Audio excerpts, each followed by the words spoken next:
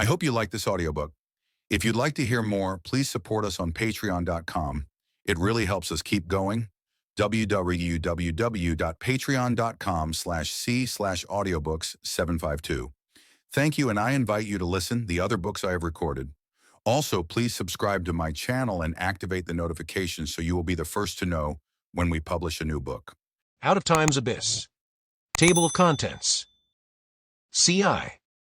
This is the tale of Bradley after he left Fort Dinosaur upon the west coast of the Great Lake that is in the center of the island.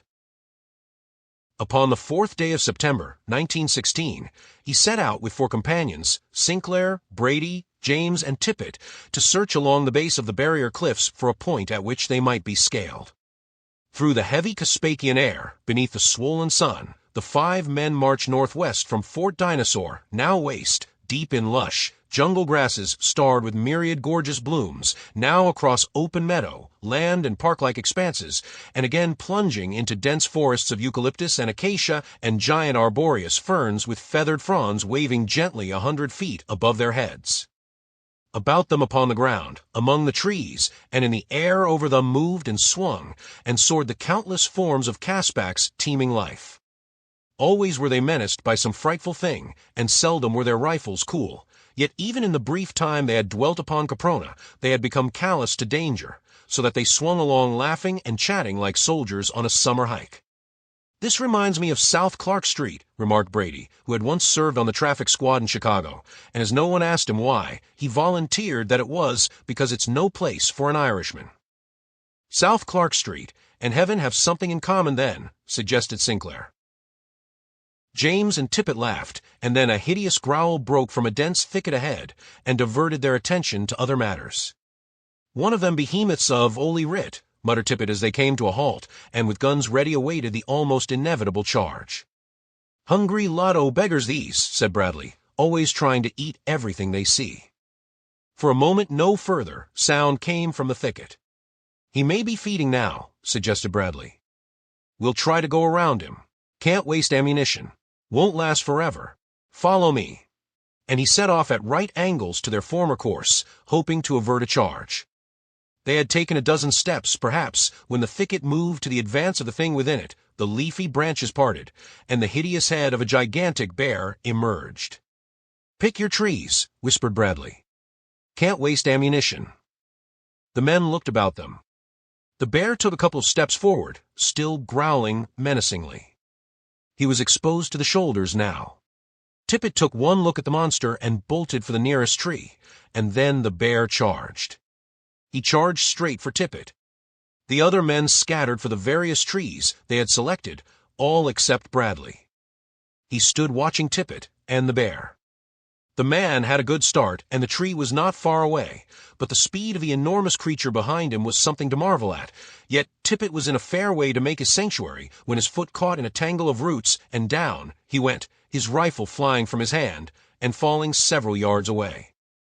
Instantly Bradley's piece was at his shoulder. There was a sharp report answered by a roar of mingled rage and pain from the carnivore. Tippet attempted to scramble to his feet. "Lie still," shouted Bradley. "Can't waste ammunition." The bear halted in its tracks, wheeled toward Bradley, and then back again toward Tippet.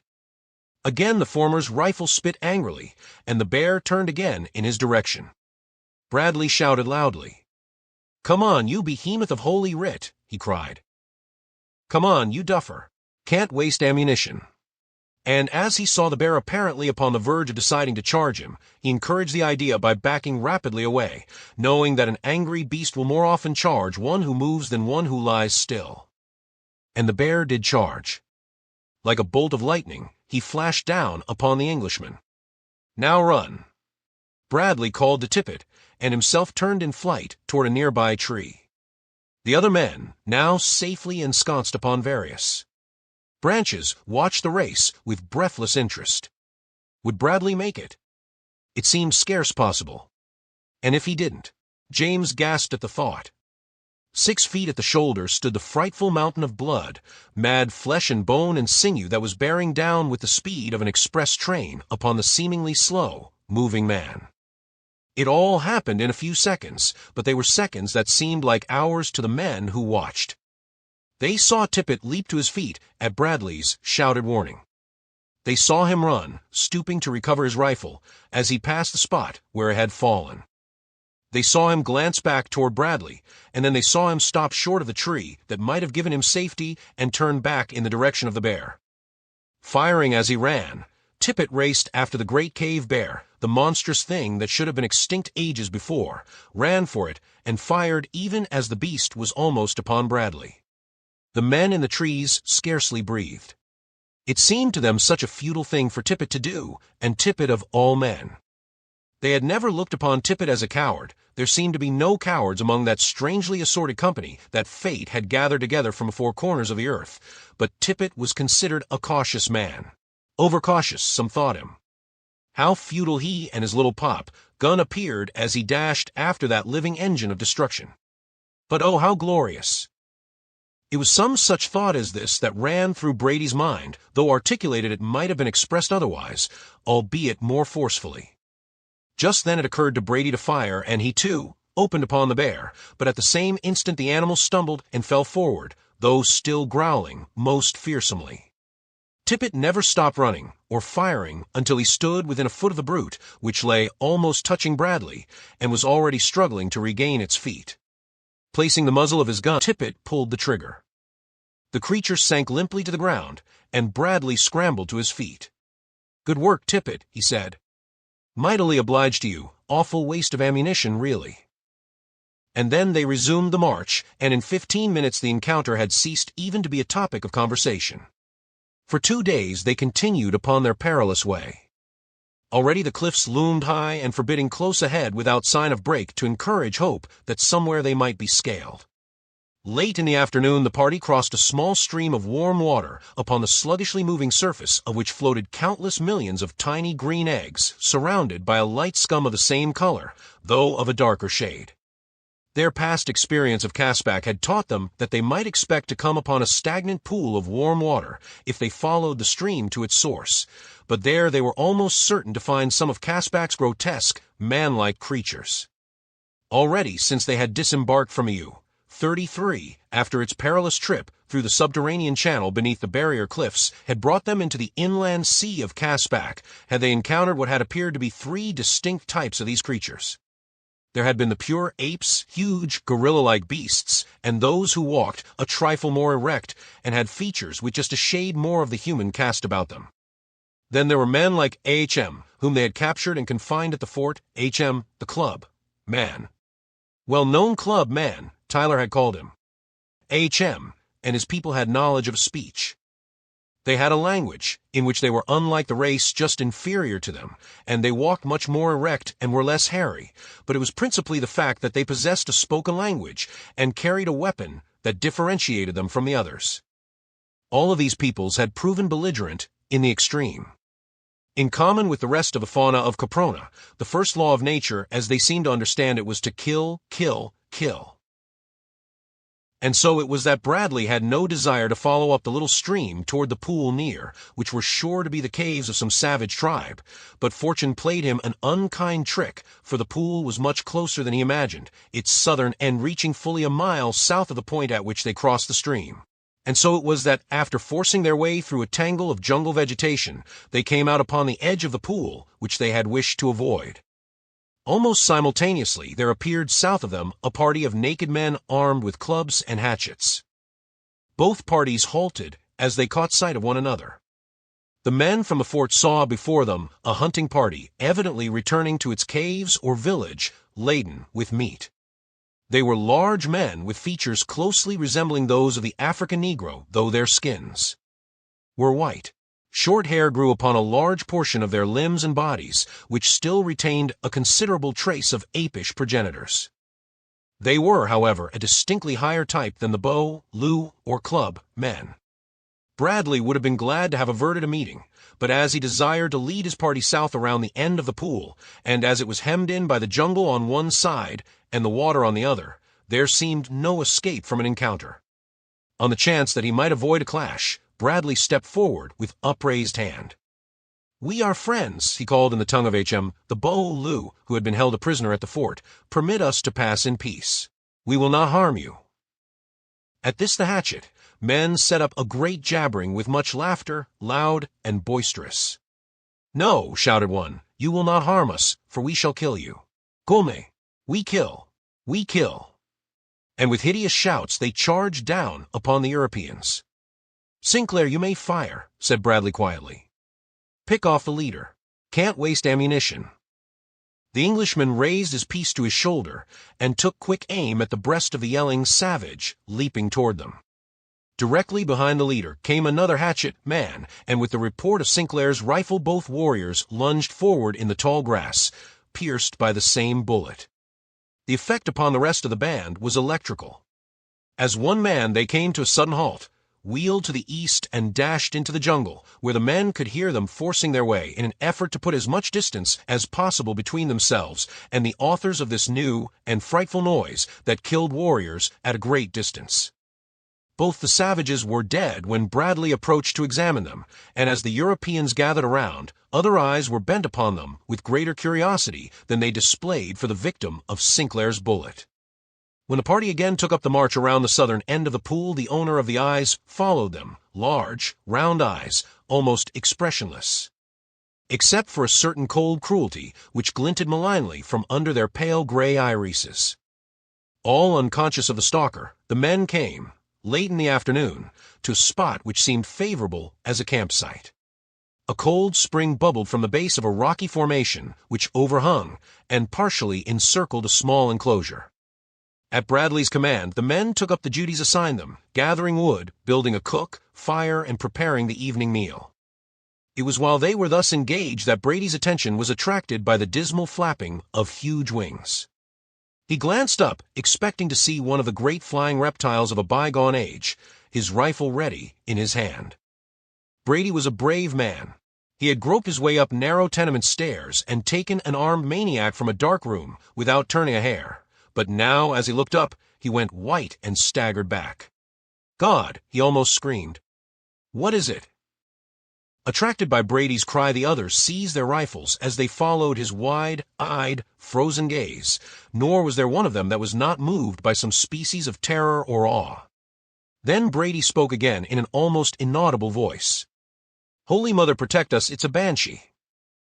Bradley, always cool almost to indifference in the face of danger, felt a strange, creeping sensation run over his flesh, as slowly, not 100 feet above them, the thing flapped itself across the sky, its huge, round eyes glaring down upon them.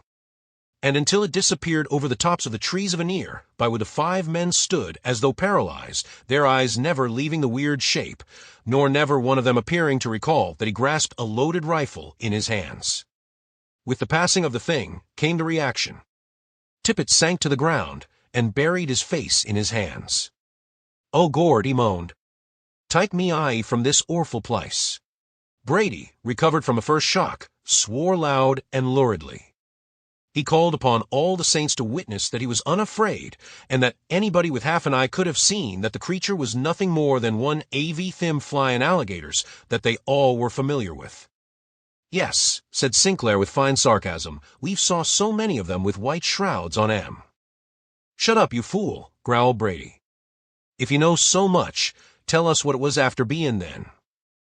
Then he turned toward Bradley. "What was it, sir, do you think?" he asked. Bradley shook his head. "I don't know," he said. "It looked like a winged human being clothed in a flowing white robe. Its face was more human than otherwise. That is the way it looked to me. But what it really was I can't even guess, for such a creature is as far beyond my experience or knowledge as it is beyond yours. All that I am sure of is that whatever else it may have been, it was quite material. It was no ghost, rather just another of the strange forms of life which we have met here, and with which we should be accustomed by this time." Tippet looked up. His face was still ashy. "Yer can't tell me," he cried. "I seen hit. Blime, I seen hit. It was hot dead man flying through the air. Didn't I see his haze? Oh Gord, didn't I see him?" "It didn't look like any beast or reptile to me," spoke up Sinclair. "It was looking right down at me when I looked up, and I saw its face plain, as I see yours. It had big round eyes that looked all cold and dead, and its cheeks were sunken in deep, and I could see its yellow teeth behind thin, tight, drawn lips, like a man who had been dead a long while, sir, he added, turning toward Bradley. Yes. James had not spoken since the apparition had passed over them, and now it was scarce speech which he uttered, rather a series of articulate gasps. Yes, dead a long while. It means something. It come for someone. For one of us. One of us is going to die. I'm going to die, he ended in a wail. Come, snapped Bradley. Won't do. Won't do at all. Get to work, all of you. Waste of time. Can't waste time. His authoritative tones brought them all up standing, and presently each was occupied with his own duties, but each worked in silence, and there was no singing and no bantering such as had marked the making of previous camps. Not until they had eaten and to each had been issued the little ration of smoking tobacco allowed after each evening meal did any sign of a relaxation of taut nerves appear. It was Brady who showed the first signs of returning good spirits. He commenced humming "It's a Long Way to Tipperary," and presently to voice the words, but he was well into his third song before anyone joined him, and even then there seemed a dismal note in even the gayest of tunes. A huge fire blazed in the opening of their rocky shelter that the prowling carnivora might be kept at bay, and always one man stood on guard, watchfully alert against a sudden rush by some maddened beast of the jungle. Beyond the fire, yellow, green spots of flame appeared, moved restlessly about, disappeared and reappeared, accompanied by a hideous chorus of screams and growls and roars as the hungry meat, eaters hunting through the night, were attracted by the light or the scent of possible prey. But to such sights and sounds as these the 5 men had become callous. They sang or talked as unconcernedly as they might have done in the bar room of some public house at home. Sinclair was standing guard. The others were listening to Brady's description of traffic congestion at the Rush Street Bridge during the rush hour at night. The fire crackled cheerily. The owners of the yellow, green eyes raised their frightful chorus to the heavens. Conditions seemed again to have returned to normal. And then, as though the hand of death had reached out and touched them all, the 5 men tensed into sudden rigidity. Above the nocturnal diapason of the teeming jungle sounded a dismal flapping of wings, and overhead, through the thick night, a shadowy form passed across the diffused light of the flaring camp, fire. Sinclair raised his rifle and fired. An eerie wail floated down from above, and the apparition, whatever it might have been, was swallowed by the darkness. For several seconds the listening men heard the sound of those dismally flapping wings, lessening in the distance until they could no longer be heard. Bradley was the first to speak. Shouldn't have fired, Sinclair, he said. Can't waste ammunition. But there was no note of censure in his tone. It was as though he understood the nervous reaction that had compelled the other's act. I couldn't help it, sir, said Sinclair. Lord, it would take an iron man to keep from shooting at that awful thing. Do you believe in ghosts, sir? No, replied Bradley. No such things. I don't know about that, said Brady. There was a woman murdered over on the prairie near Brighton. Her throat was cut from ear to ear, and... Shut up, snapped Bradley. My granddaddy used to live down Coppington, W.Y., said Tippet. They were a old ruined castle on a hill nearby, and at midnight they used to see pale blue lights through the windows and ear. Will you close your hatch? Demanded Bradley. You fools will have yourselves scared to death in a minute. Now go to sleep. But there was little sleep in camp that night until utter exhaustion overtook the harassed men toward morning, nor was there any return of the weird creature that had set the nerves of each of them on edge. The following forenoon the party reached the base of the barrier cliffs and for 2 days marched northward in an effort to discover a break in the frowning abutment that raised its rocky face almost perpendicularly above them, yet nowhere was there the slightest indication that the cliffs were scalable. Disheartened, Bradley determined to turn back toward the fort, as he already had exceeded the time decided upon by Bowen Tyler and himself for the expedition. The cliffs for many miles had been trending in a northeasterly direction, indicating to Bradley that they were approaching the northern extremity of the island. According to the best of his calculations, they had made sufficient easting during the past 2 days to have brought them to a point almost directly north of Fort Dinosaur, and as nothing could be gained by retracing their steps along the base of the cliffs, he decided to strike due south through the unexplored country between them and the fort. That night, they made camp a short distance from the cliffs beside one of the numerous cool springs that are to be found within Caspak, oftentimes close beside the still more numerous warm and hot springs which feed the many pools. After supper the men lay smoking and chatting among themselves. Tippet was on guard. Fewer night prowlers threatened them, and the men were commenting upon the fact that the farther north they had traveled, the smaller the number of all species of animals became, though it was still present in what would have seemed appalling plenitude in any other part of the world. The diminution in reptilian life was the most noticeable change in the fauna of northern Caspak. Here, however, were forms they had not met elsewhere, several of which were of gigantic proportions. According to their custom all, with the exception of the man on guard, sought sleep early, nor, once disposed upon the ground for slumber, were they long in finding it. It seemed to Bradley that he had scarcely closed his eyes when he was brought to his feet, wide awake, by a piercing scream, which was punctuated by the sharp report of a rifle from the direction of the fire, where Tippet stood guard. As he ran toward the man, Bradley heard above him the same uncanny wail that had set every nerve on edge several nights before, and the dismal flapping of huge wings. He did not need to look up at the white, shrouded figure winging slowly away into the night to know that their grim visitor had returned. The muscles of his arm, reacting to the sight and sound of the menacing form, carried his hand to the butt of his pistol, but after he had drawn the weapon, he immediately returned it to its holster with a shrug. "What for?" he muttered. "Can't waste ammunition." Then he walked quickly to where Tippet lay sprawled upon his face. By this time James, Brady, and Sinclair were at his heels, each with his rifle in readiness. "Is he dead, sir?" whispered James as Bradley kneeled beside the prostrate form. Bradley turned Tippet over on his back and pressed an ear close to the other's heart. In a moment he raised his head. "Fainted," he announced. "Get water. Hurry."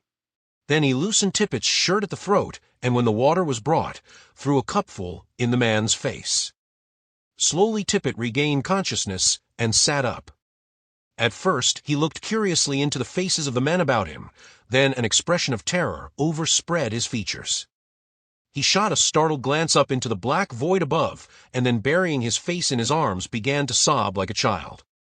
"What's wrong, man?" demanded Bradley. "Buck up. Can't play cry, baby. Waste of energy. What happened?" "What a peen, sir," wailed Tippet. "Oh, Gord, sir. Hit came back. Hit came for me, sir, right hit did, sir. Straight at me, sir. Hand with long W-ite, and ze clawed for me. Oh, Gord. Hit almost caught me, sir. Hi am as good as dead. Hi am a marked man, that's what hi am.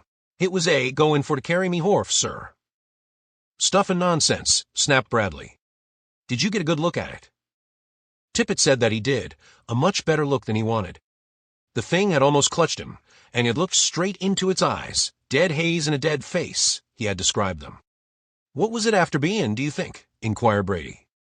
"It was death," moaned Tippet, shuddering, and again a pall of gloom fell upon the little party. The following day Tippet walked as one in a trance. He never spoke except in reply to a direct question, which more often than not had to be repeated before it could attract his attention.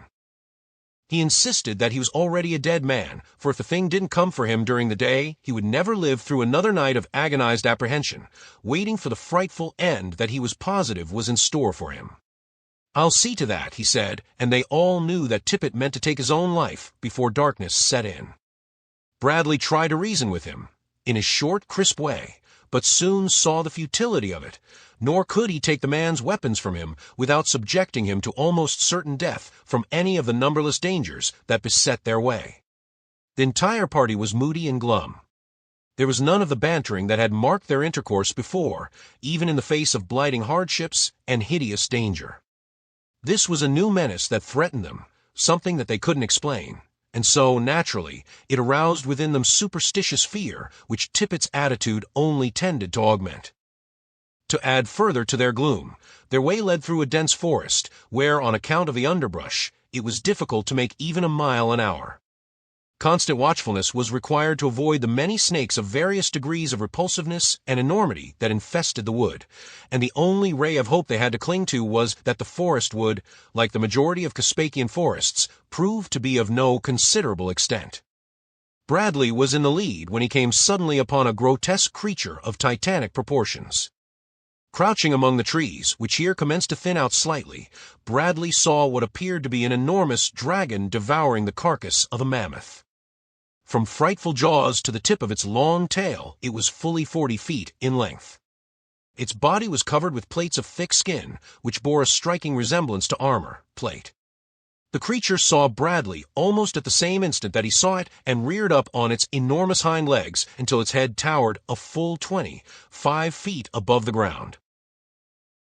From the cavernous jaws issued a hissing sound of a volume equal to the escaping steam from the safety valves of half a dozen locomotives, and then the creature came for the man.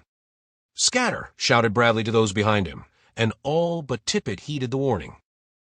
The man stood as though dazed, and when Bradley saw the other's danger, he too stopped and wheeling about sent a bullet into the massive body, forcing its way through the trees toward him.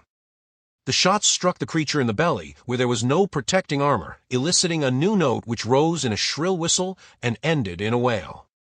It was then that Tippet appeared to come out of his trance, for with a cry of terror, he turned and fled to the left. Bradley, seeing that he had as good an opportunity as the others to escape, now turned his attention to extricating himself, and as the woods seemed dense on the right, he ran in that direction, hoping that the close, set boles would prevent pursuit on the part of the great reptile.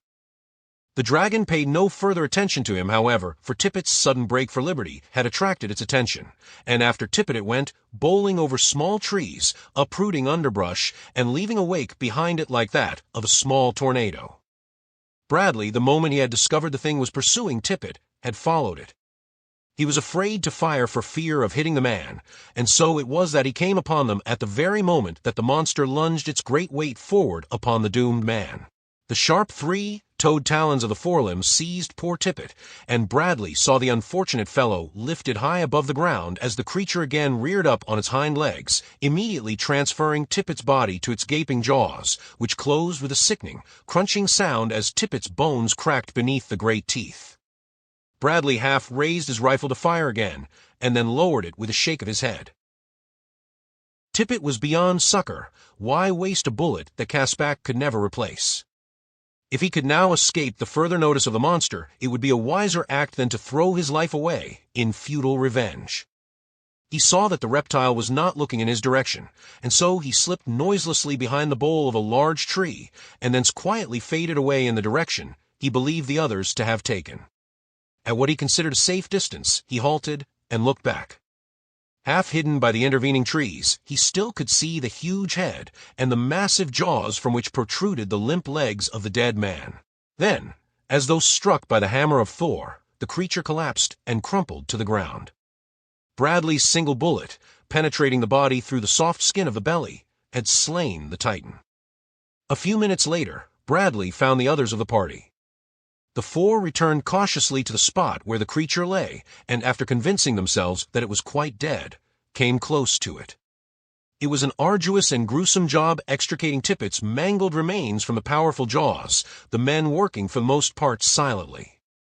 "It was the work of the banshee all right," muttered Brady. "It warned poor Tippet, it did." "It killed him, that's what it did, and it'll kill some more of us," said James, his lower lip trembling. "If it was a ghost," interjected Sinclair, "and I don't say as it was, but if it was, why, it could take on any form it wanted to. It might have turned itself into this thing, which ain't no natural thing at all, just to get poor Tippet.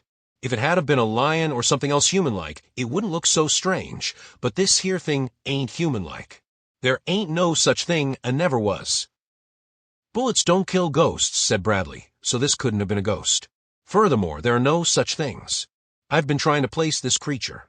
Just succeeded. It's a Tyrannosaurus. Saw picture of skeleton in magazine. There's one in New York Natural History Museum. Seems to me it said it was found in place called Hell Creek somewhere in western North America. Supposed to have lived about 6 million years ago." "Hell Creek's in Montana," said Sinclair. "I used to punch cows in Wyoming, and I've heard of Hell Creek. Do you suppose that their thing's 6 million years old?" His tone was skeptical.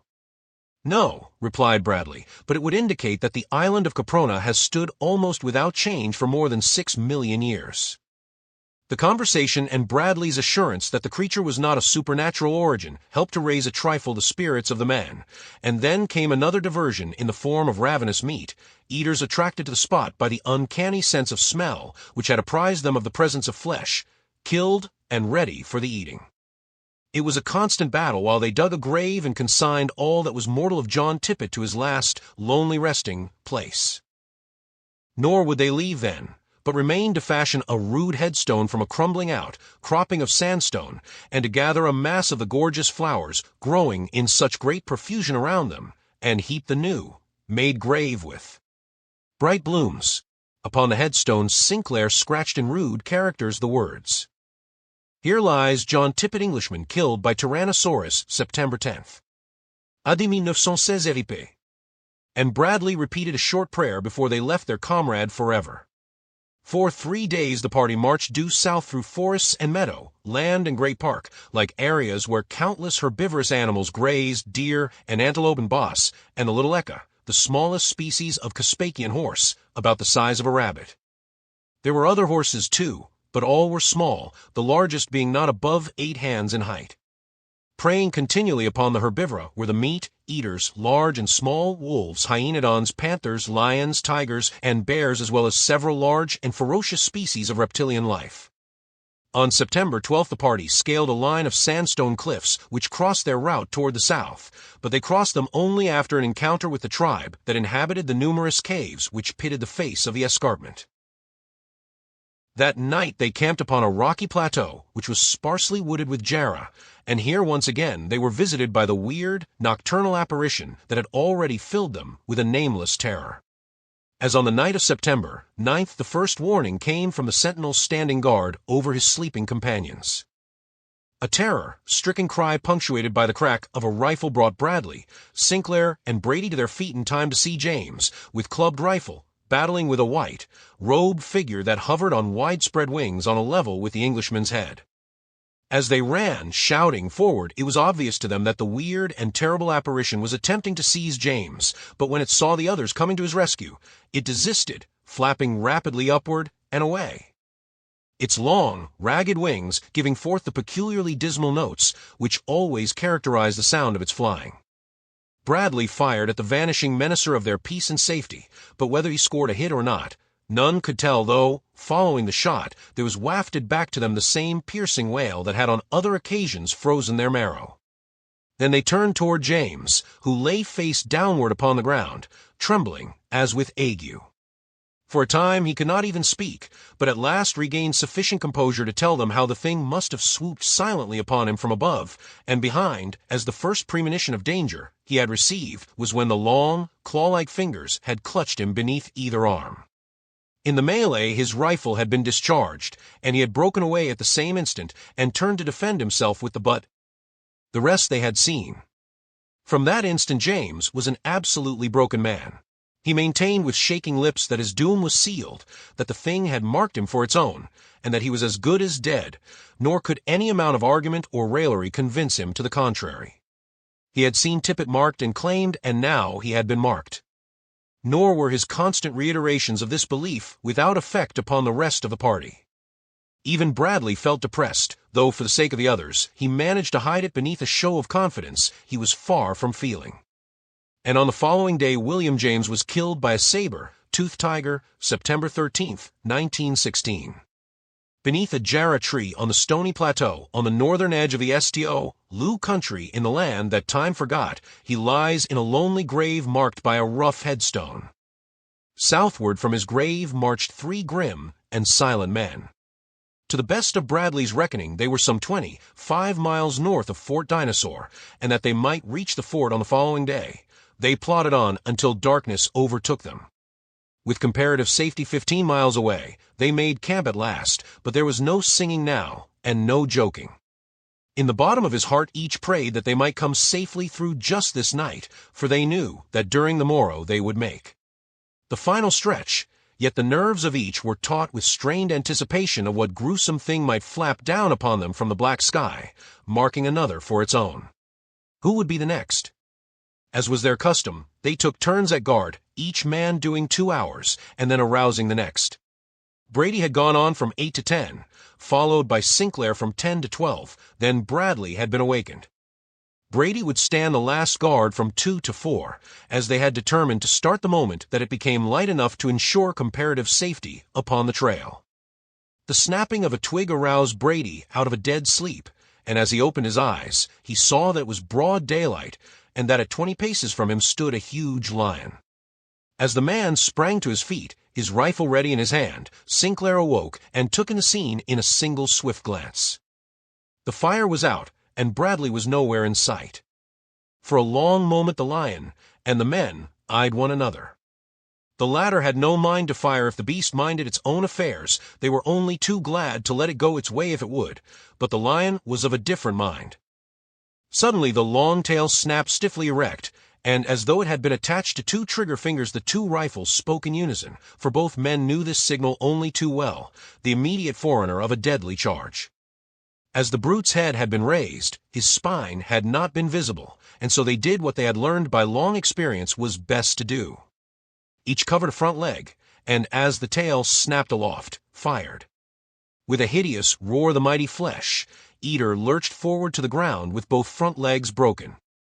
It was an easy accomplishment in the instant before the beast charged. After, it would have been nigh an impossible feat. Brady stepped close in, and finished him with a shot in the base of the brain, lest his terrific roarings should attract his mate or others of their kind. Then the 2 men turned and looked at one another. "Where is Lieutenant Bradley?" asked Sinclair. They walked to the fire. Only a few smoking embers remained. A few feet away lay Bradley's rifle. There was no evidence of a struggle. The 2 men circled about the camp twice, and on the last lap Brady stooped and picked up an object which had lain about 10 yards beyond the fire. It was Bradley's cap. Again the 2 looked questioningly at one another, and then simultaneously both pairs of eyes swung upward and searched the sky. A moment later Brady was examining the ground about the spot where Bradley's cap had lain. It was one of those little barren, sandy stretches that they had found only upon this stony plateau. Brady's own footsteps showed as plainly as black ink upon white paper, but his was the only foot that had marred the smooth, windswept surface. There was no sign that Bradley had crossed the spot upon the surface of the ground, and yet his cap lay well toward the center of it. Breakfastless, and with shaken nerves, the 2 survivors plunged madly into the long day's march. Both were strong, courageous, resourceful men, but each had reached the limit of human nerve endurance, and each felt that he would rather die than spend another night in the hideous open of that frightful land. Vivid in the mind of each was a picture of Bradley's end, for though neither had witnessed the tragedy, both could imagine almost precisely what had occurred. They did not discuss it, they did not even mention it, yet all day long the thing was uppermost in the mind of each, and mingled with it a similar picture with himself as victim should they fail to make Fort Dinosaur before dark. And so they plunged forward at reckless speed, their clothes, their hands, their faces torn by the retarding underbrush that reached forth to hinder them. Again and again they fell, but be it to their credit that the one always waited and helped the other, and that into the mind of neither entered the thought or the temptation to desert his companion. They would reach the fort together if both survived, or neither would reach it. They encountered the usual number of savage beasts and reptiles, but they met them with a courageous recklessness born of desperation, and by virtue of the very madness of the chances they took, they came through unscathed and with the minimum of delay. Shortly after noon, they reached the end of the plateau. Before them was a drop of 200 feet to the valley beneath. To the left, in the distance, they could see the waters of the great inland sea that covers a considerable portion of the area of the crater island of Caprona, and at a little lesser distance to the south of the cliffs they saw a thin spiral of smoke arising above the tree tops. The landscape was familiar, each recognized it immediately, and knew that that smoky column marked the spot where Dinosaur had stood. Was the fort still there, or did the smoke arise from the smoldering embers of the building they had helped to fashion for the housing of their party? Who could say? 30 precious minutes that seemed as many hours to the impatient men were consumed in locating a precarious way from the summit to the base of the cliffs that bounded the plateau upon the south, and then once again they struck off upon level ground toward their goal. The closer they approached the fort, the greater became their apprehension that all would not be well. They pictured the barracks deserted or the small company massacred, and the buildings in ashes. It was almost in a frenzy of fear that they broke through the final fringe of jungle and stood at last upon the verge of the open meadow a half-mile from Fort Dinosaur. "Lord," ejaculated Sinclair. "They are still there." And he fell to his knees, sobbing. Brady trembled like a leaf as he crossed himself and gave silent thanks, for there before them stood the sturdy ramparts of Dinosaur, and from inside the enclosure rose a thin spiral of smoke that marked the location of the cook house. All was well, then, and their comrades were preparing the evening meal. Across the clearing they raced, as though they had not already covered in a single day a trackless, primeval country that might easily have required 2 days by fresh and untired men. Within hailing distance they set up such a loud shouting that presently heads appeared above the top of the parapet, and soon answering shouts were rising from within Fort Dinosaur. A moment later 3 men issued from the enclosure, and came forward to meet the survivors, and listen to the hurried story of the 11 eventful days since they had set out upon their expedition to the barrier cliffs. They heard of the deaths of Tippet and James, and of the disappearance of Lieutenant Bradley, and a new terror settled upon Dinosaur. Olson, the Irish engineer, with Whiteley and Wilson constituted the remnants of Dinosaur's defenders, and to Brady and Sinclair they narrated the salient events that had transpired since Bradley and his party had marched away on September 4th. They told them of the infamous act of Baron Friedrich von Skundvorts and his German crew, who had stolen the U-33, breaking their parole and steaming away toward the subterranean opening through the barrier cliffs that carried the waters of the inland sea into the open Pacific beyond, and of the cowardly shelling of the fort. They told of the disappearance of Miss LaRue in the night of September 11th, and of the departure of Bowen Tyler in search of her, accompanied only by his Airedale, Nobbs. Thus of the original party of 11 Allies and 9 Germans that had constituted the company of the U-33 when she left English waters after her capture by the crew of the English tug, there were but 5 now to be accounted for at Fort Dinosaur. Benson, Tippet, James, and one of the Germans were known to be dead. It was assumed that Bradley, Tyler, and the girl had already succumbed to some of the savage denizens of Caspak, while the fate of the Germans was equally unknown, though it might readily be believed that they had made good their escape. They had had ample time to provision the ship, and the refining of the crude oil they had discovered north of the fort could have ensured them an ample supply to carry them back to Germany. C2. When Bradley went on guard at midnight, September 14th, his thoughts were largely occupied with rejoicing that the night was almost spent without serious mishap, and that the morrow would doubtless see them all safely returned to Fort Dinosaur. The hopefulness of his mood was tinged with sorrow by recollection of the 2 members of his party who lay back there in the savage wilderness, and for whom there would never again be a homecoming. No premonition of impending ill cast gloom over his anticipations for the coming day, for Bradley was a man who, while taking every precaution against possible danger, permitted no gloomy forebodings to weigh down his spirit. When danger threatened, he was prepared, but he was not forever courting disaster. And so it was that when about 1 o'clock in the morning of the 15th, he heard the dismal flapping of giant wings overhead, he was neither surprised nor frightened, but idly prepared for an attack he had known might reasonably be expected. The sound seemed to come from the south, and presently, low above the trees in that direction, the man made out a dim, shadowy form circling slowly about. Bradley was a brave man, yet so keen was the feeling of revulsion engendered by the sight and sound of that grim, uncanny shape that he distinctly felt the goose-flesh rise over the surface of his body, and it was with difficulty that he refrained from following an instinctive urge to fire upon the nocturnal intruder.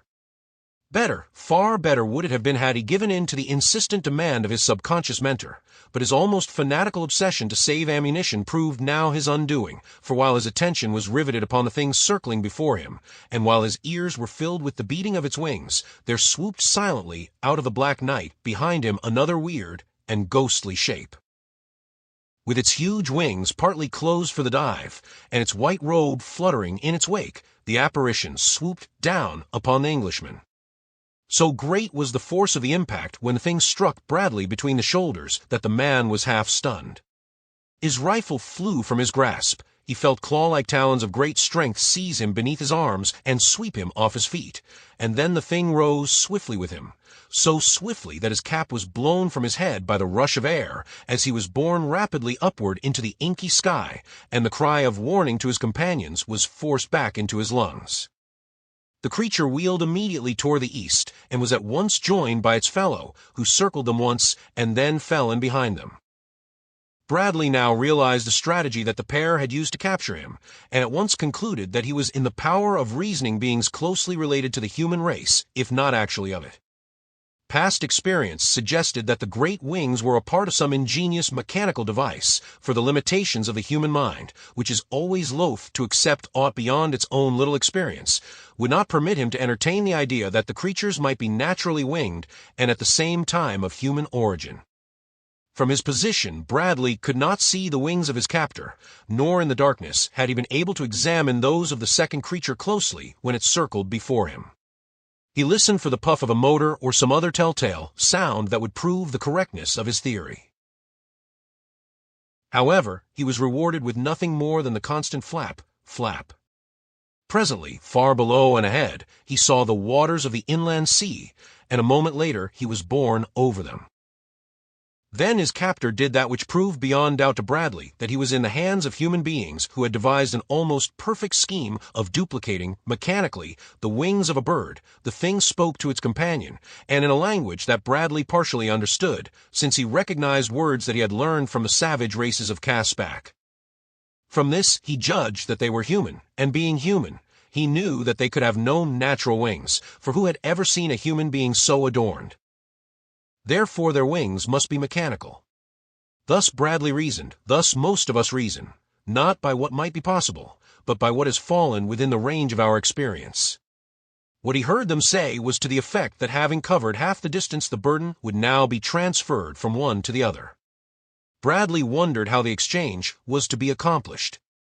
He knew that those giant wings would not permit the creatures to approach one another closely enough to effect the transfer in this manner, but he was soon to discover that they had other means of doing it.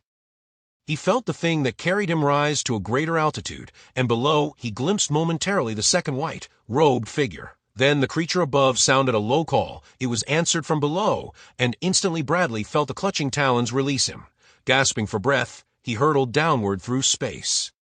For a terrifying instant, pregnant with horror, Bradley fell. Then something swooped for him from behind. Another pair of talons clutched him beneath the arms. His downward rush was checked. Within another 100 feet, and close to the surface of the sea, he was again borne upward. As a hawk dives for a songbird on the wing, so this great, human bird dived for Bradley. It was a harrowing experience, but soon over, and once again the captive was being carried swiftly toward the east, and what fate he could not even guess. It was immediately following his transfer in mid-air that Bradley made out the shadowy form of a large island far ahead, and not long after, he realized that this must be the intended destination of his captors. Nor was he mistaken.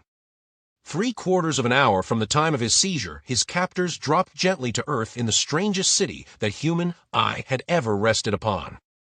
Just a brief glimpse of his immediate surroundings vouchsafed Bradley before he was whisked into the interior of one of the buildings, but in that momentary glance he saw strange piles of stone and wood and mud fashioned into buildings of all conceivable sizes and shapes, sometimes piled high on top of one another, sometimes standing alone in an open-court way, but usually crowded and jammed together, so that there were no streets or alleys between them other than a few, which ended almost as soon as they began.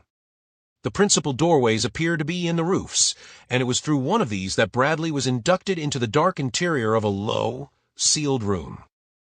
Here he was pushed roughly into a corner where he tripped over a thick mat, and there his captors left him. He heard them moving about in the darkness for a moment, and several times he saw their large luminous eyes glowing in the dark.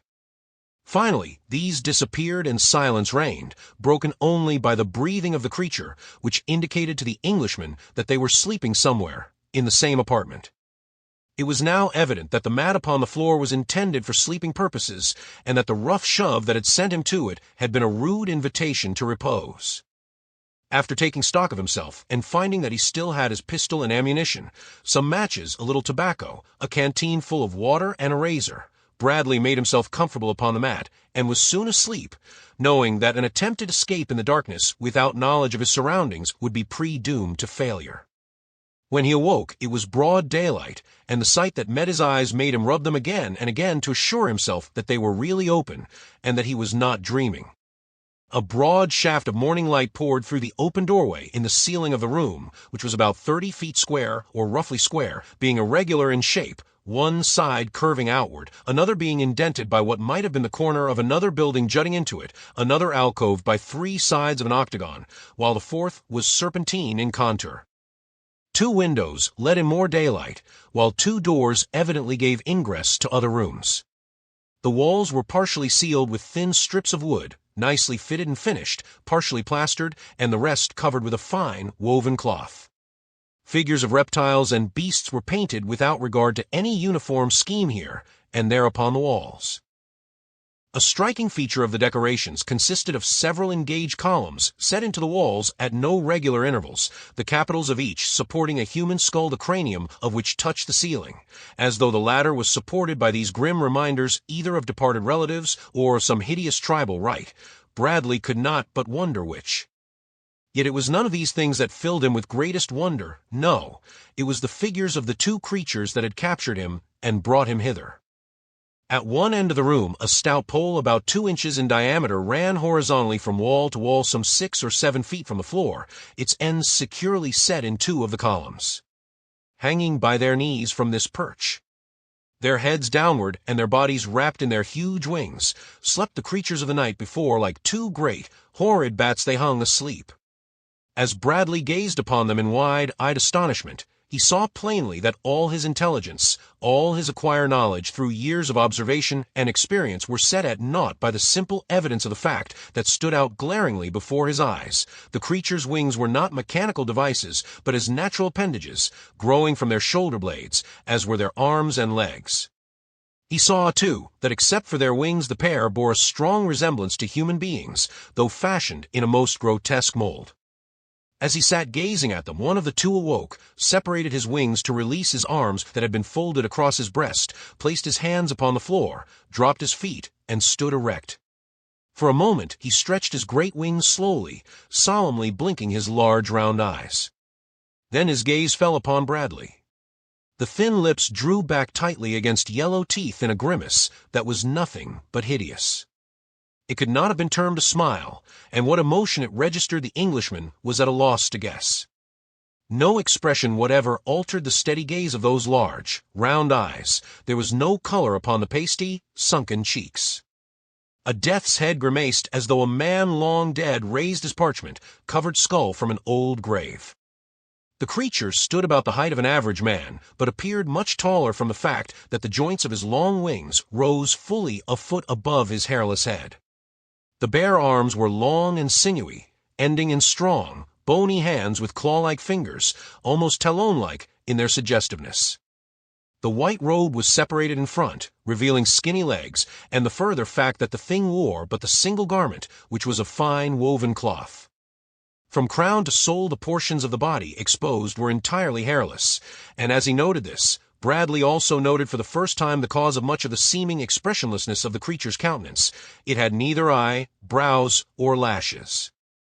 The ears were small and rested flat against the skull, which was noticeably round, though the face was quite flat. The creature had small feet, beautifully arched and plump, but so out of keeping with every other physical attribute it possessed as to appear ridiculous. After eyeing Bradley for a moment, the thing approached him. "Where from?" it asked. "England," replied Bradley, as briefly. "Where is England and what?" pursued the questioner. "It is a country far from here," answered the Englishman. "Are your people Cor, Sva, Jo, or Kos, Lu?" "I do not understand you," said Bradley, "and now suppose you answer a few questions. Who are you? What country is this? Why did you bring me here?" Again the sepulchral grimace. "We are Wairoos. Luata is our father. Caspak is ours. This our country is called Uo.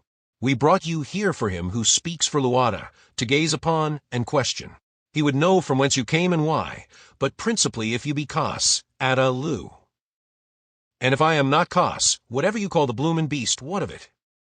The weiroo raised his wings in a very human shrug and waved his bony claws toward the human skulls supporting the ceiling.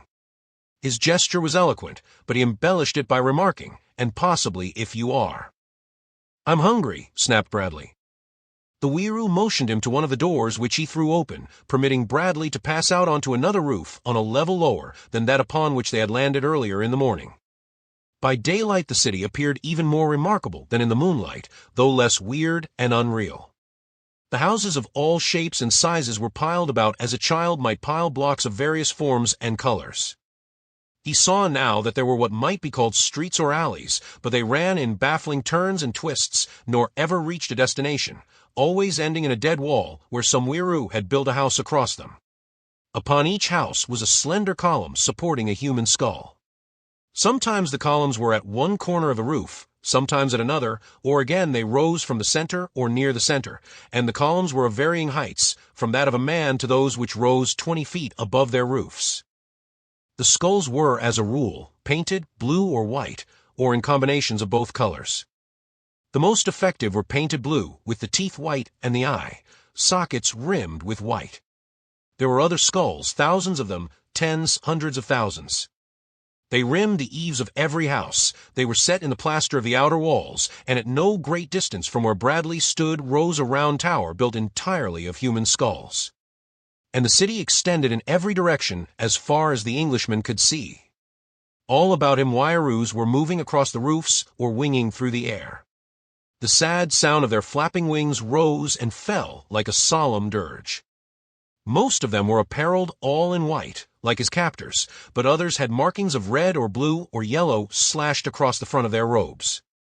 His guide pointed toward a doorway in an alley below them. "Go there and eat," he commanded, "and then come back. You cannot escape. If any question you, say that you belong to Fosh Ball, Soj. There is the way." And this time he pointed to the top of a ladder which protruded above the eaves of the roof near by. Then he turned and re-entered the house. Bradley looked about him. No, he could not escape. That seemed evident. The city appeared interminable, and beyond the city, if not a savage wilderness filled with wild beasts, there was the broad inland sea infested with horrid monsters. No wonder his captor felt safe in turning him loose in Oh, he wondered if that was the name of the country, or the city, and if there were other cities like this upon the island. Slowly, he descended the ladder to the seemingly deserted alley, which was paved with what appeared to be large, round cobblestones. He looked again at the smooth, worn pavement, and a rueful grin crossed his features. The alley was paved with skulls. The city of human skulls, mused Bradley. They must have been collecting since Adam, he thought, and then he crossed and entered the building through the doorway that had been pointed out to him. Inside he found a large room in which were many wireroos seated before pedestals the tops of which were hollowed out so that they resembled the ordinary bird drinking and bathing fonts so commonly seen on suburban lawns. A seat protruded from each of the four sides of the pedestals, just a flat board with a support running from its outer end diagonally to the base of the pedestal. As Bradley entered, some of the wireroos espied him, and a dismal wail arose. Whether it was a greeting or a threat, Bradley did not know. Suddenly, from a dark alcove, another weiroo rushed out toward him. "Who are you?" he cried. "What do you want?" "Fosh Ball, Soj sent me here to eat," replied Bradley. "Do you belong to Fosh Ball, Soj?" asked the other. "That appears to be what he thinks," answered the Englishman. "Are you Cas Adaloo?" demanded the weiroo. "Give me something to eat or I'll be all of that," replied Bradley. The weiroo looked puzzled. "Sit here, Jailoo," he snapped, and Bradley sat down unconscious of the fact that he had been insulted by being called a hyena, man, an appellation of contempt in Caspak. The weiroo had seated him at a pedestal by himself, and as he sat waiting for what was next to transpire, he looked about him at the weiroo in his immediate vicinity. He saw that in each font was a quantity of food, and that each weiroo was armed with a wooden skewer, sharpened at one end, with which they carried solid portions of food to their mouths. At the other end of the skewer was fastened a small clam, shell. This was used to scoop up the smaller and softer portions of the repast into which all four of the occupants of each table dipped impartially. The weiroo leaned far over their food, scooping it up rapidly and with much noise, and so great was their haste that a part of each mouthful always fell back into the common dish, and when they choked, by reason of the rapidity with which they attempted to bolt their food, they often lost it all. Bradley was glad that he had a pedestal all to himself. Soon the keeper of the place returned with a wooden bowl filled with food. This he dumped into Bradley's trough, as he already thought of it. The Englishman was glad that he could not see into the dark alcove or know what were all the ingredients that constituted the mess before him, for he was very hungry. After the first mouthful, he cared even less to investigate the antecedents of the dish, for he found it peculiarly palatable. It seemed to consist of a combination of meat, fruits, vegetables, small fish, and other undistinguishable articles of food, all seasoned to produce a gastronomic effect that was at once baffling and delicious. When he had finished, his trough was empty, and then he commenced to wonder who was to settle for his meal. As he waited for the proprietor to return, he fell to examining the dish from which he had eaten and the pedestal upon which it rested. The font was of stone worn smooth by long, continued use, the four outer edges hollowed and polished by the contact of the countless weiroo bodies that had leaned against them for how long a period of time Bradley could not even guess. Everything about the place carried the impression of hoary age. The carved pedestals were black with use, the wooden seats were worn hollow, the floor of stone slabs was polished by the contact of possibly millions of naked feet, and worn away in the aisles between the pedestals, so that the latter rested upon little mounds of stone several inches above the general level of the floor. Finally, seeing that no one came to collect, Bradley arose and started for the doorway. He had covered half the distance when he heard the voice of mine host calling to him. "Come back, jail, Lou!" screamed the weiroo, and Bradley did as he was bid. As he approached the creature which stood now behind a large, flat-topped pedestal beside the alcove, he saw lying upon the smooth surface something that almost elicited a gasp of astonishment from him. A simple, common thing it was, or would have been almost anywhere in the world but Caspak, a square bit of paper. And on it, in a fine hand, written compactly, were many strange hieroglyphics. These remarkable creatures, then, had a written as well as a spoken language, and besides the art of weaving cloth possessed that of paper making. Could it be that such grotesque beings represented the high culture of the human race within the boundaries of Caspak? Had natural selection produced during the countless ages of Caspakian life a winged monstrosity that represented the earthly pinnacle of man's evolution? Bradley had noted something of the obvious indications of a gradual evolution from ape to spearman, as exemplified by the several overlapping races of Allalus, club, men and hatchet, men that formed the connecting links between the two extremes with which he had come in contact. He had heard of the Crolus and the Gallus, reputed to be still higher in the plane of evolution, and now he had indisputable evidence of a race possessing refinements of civilization eons in advance of the spear, men. The conjectures awakened by even a momentary consideration of the possibilities involved became at once as wildly bizarre as the insane imaginings of a drug addict. As these thoughts flashed through his mind, the weiroo held out a pen of bone fixed to a wooden holder, and at the same time made a sign that Bradley was to write upon the paper. It was difficult to judge from the expressionless features of the weiroo what was passing in the creature's mind, but Bradley could not but feel that the thing cast a supercilious glance upon him, as much as to say, "Of course you do not know how to write, you poor, low creature, but you can make your mark." Bradley seized the pen, and in a clear, bold hand wrote, "John Bradley, England." The weiroo showed evidences of consternation as it seized the piece of paper and examined the writing with every mark of incredulity and surprise. Of course, it could make nothing of the strange characters, but it evidently accepted them as proof that Bradley possessed knowledge of a written language of his own, for following the Englishman's entry, it made a few characters of its own. "You will come here again just before Lua hides his face behind the great cliff," announced the creature, "unless before that you are summoned by him who speaks for Luata, in which case you will not have to eat any more." Reassuring cuss, thought Bradley as he turned and left the building. Outside were several wairoos that had been eating at the pedestals within. They immediately surrounded him, asking all sorts of questions, plucking at his garments, his ammunition, belt, and his pistol. Their demeanor was entirely different from what it had been within the eating place, and Bradley was to learn that a house of food was sanctuary for him, since the stern laws of the Wayaroos forbade altercations within such walls.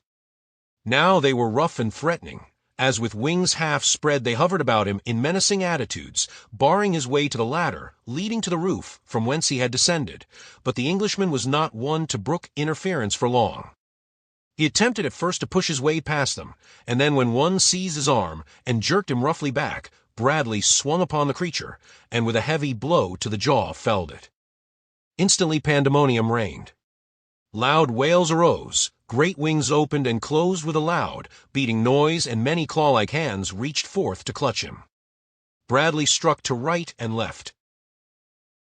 He dared not use his pistol for fear that once they discovered its power, he would be overcome by weight of numbers and relieved of possession of what he considered his trump card, to be reserved until the last moment that it might be used to aid in his escape, for already the Englishman was planning, though almost hopelessly, such an attempt.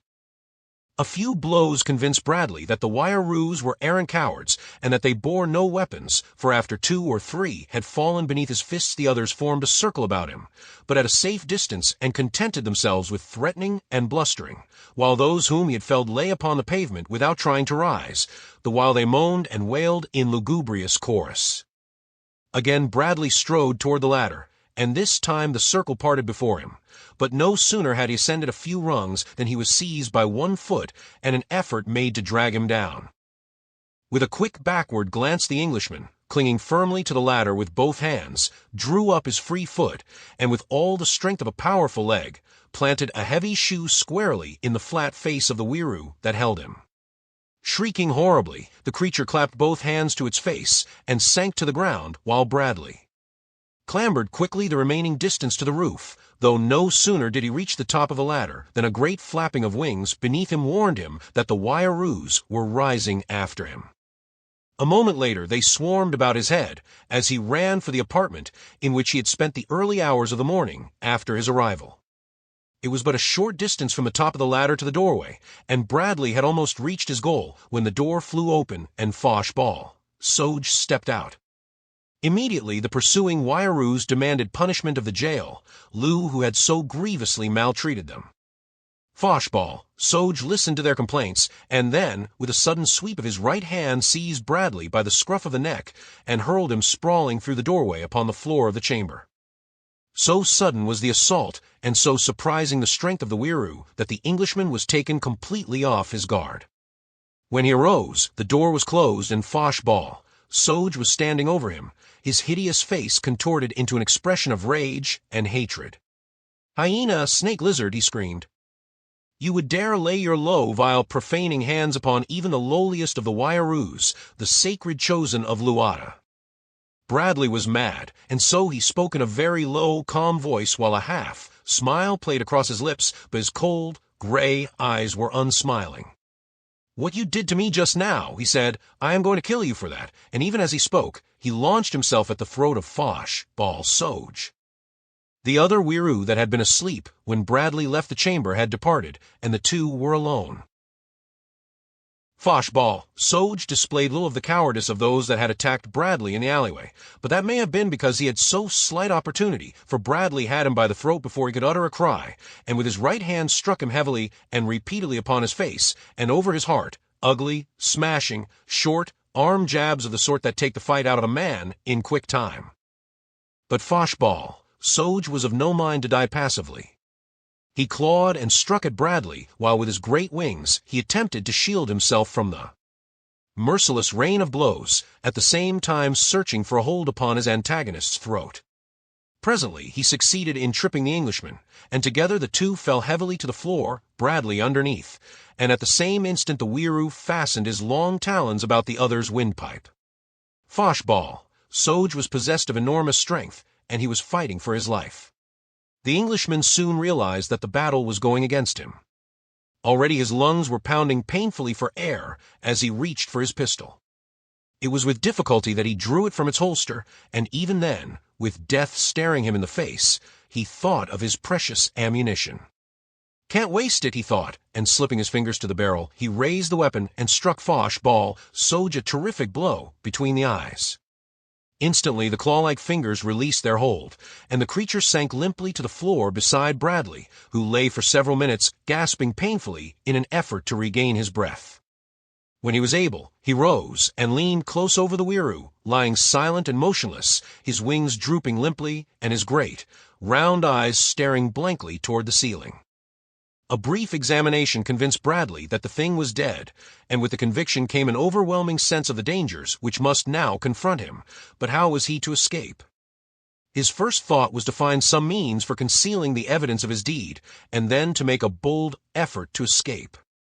Stepping to the second door, he pushed it gently open, and peered in upon what seemed to be a storeroom. In it was a litter of cloth such as the Wayaroos' robes were fashioned from, a number of chests painted blue and white, with white hieroglyphics painted in bold strokes upon the blue and blue hieroglyphics upon the white. In one corner was a pile of human skulls reaching almost to the ceiling, and in another a stack of dried weiroo wings. The chamber was as irregularly shaped as the other, and had but a single window, and a second door at the further end, but was without the exit through the roof, and most important of all, there was no creature of any sort in it. As quickly as possible Bradley dragged the dead weiroo through the doorway and closed the door. Then he looked about for a place to conceal the corpse. One of the chests was large enough to hold the body if the knees were bent well up, and with this idea in view Bradley approached the chest to open it. The lid was made in two pieces, each being hinged at an opposite end of the chest and joining nicely where they met in the center of the chest, making a snug, well-fitting joint. There was no lock. Bradley raised one half the cover and looked in. With a smothered "By Jove!" he bent closer to examine the contents. The chest was about half filled with an assortment of golden trinkets. There were what appeared to be bracelets, anklets, and brooches of virgin gold. Realizing that there was no room in the chest for the body of the weiroo, Bradley turned to seek another means of concealing the evidence of his crime. There was a space between the chests and the wall, and into this he forced the corpse, piling the discarded robes upon it until it was entirely hidden from sight. But now how was he to make good his escape in the bright glare of that early spring day? He walked to the door at the far end of the apartment and cautiously opened it an inch. Before him, and about 2 feet away, was the blank wall of another building. Bradley opened the door a little farther and looked in both directions. There was no one in sight to the left over a considerable expanse of roof, top, and to the right another building shut off his line of vision at about 20 feet. Slipping out, he turned to the right, and in a few steps found a narrow passageway between two buildings. Turning into this, he passed about half its length when he saw a weiroo appear at the opposite end and halt. The creature was not looking down the passageway, but at any moment it might turn its eyes toward him, when he would be immediately discovered. To Bradley's left was a triangular niche in the wall of one of the houses, and into this he dodged, thus concealing himself from the sight of the weiroo. Beside him was a door painted a vivid yellow, and constructed after the same fashion as the other weiroo doors he had seen, being made up of countless narrow strips of wood from 4 to 6 inches in length laid on in patches of about the same width, the strips in adjacent patches never running in the same direction. The result bore some resemblance to a crazy patchwork quilt, which was heightened when, as in one of the doors he had seen, contiguous patches were painted different colors. The strips appeared to have been bound together and to the underlying framework of the door with gut or fiber, and also glued, after which a thick coating of paint had been applied. 1. Edge of the door was formed of a straight, round pole about 2 inches in diameter that protruded at top and bottom, the projections setting in round holes in both lintel and sill forming the axis upon which the door swung. An eccentric disc upon the inside face of the door engaged a slot in the frame when it was desired to secure the door against intruders. As Bradley stood flattened against the wall waiting for the weiroo to move on, he heard the creature's wings brushing against the sides of the buildings as it made its way down the narrow passage in his direction. As the yellow door offered the only means of escape without detection, the Englishman decided to risk whatever might lie beyond it, and so, boldly pushing it in, he crossed the threshold and entered a small apartment. As he did so, he heard a muffled ejaculation of surprise, and turning his eyes in the direction from whence the sound had come, he beheld a wide-eyed girl standing flattened against the opposite wall, an expression of incredulity upon her face. At a glance, he saw that she was of no race of humans that he had come in contact with since his arrival upon Caprona. There was no trace about her form or features of any relationship to those low orders of men, nor was she apparelled as they, or rather, she did not entirely lack apparel, as did most of them. A soft hide fell from her left shoulder to just below her left hip on one side, and almost to her right knee on the other. A loose girdle was about her waist, and golden ornaments such as he had seen in the blue, and white chest encircled her arms and legs, while a golden fillet with a triangular diadem bound her heavy hair above her brows. Her skin was white as from long confinement within doors, but was clear and fine. Her figure, but partially concealed by the soft deerskin, was all curves of symmetry and youthful grace, while her features might easily have been the envy of the most faded of continental beauties. If the girl was surprised by the sudden appearance of Bradley, the latter was absolutely astounded to discover so wondrous a creature among the hideous inhabitants of the city of human skulls. For a moment the two looked at one another in unconcealed consternation, and then Bradley spoke, using to the best of his poor ability the common tongue of Caspak. "Who are you?" he asked, "and from where do you come? Do not tell me that you are a weiroo." "No," she replied, "I am no weiroo," and she shuddered slightly as she pronounced the word. "I am a gallo, but who and what are you? I am sure that you are no gallo from your garments, but you are like the gallus in other respects.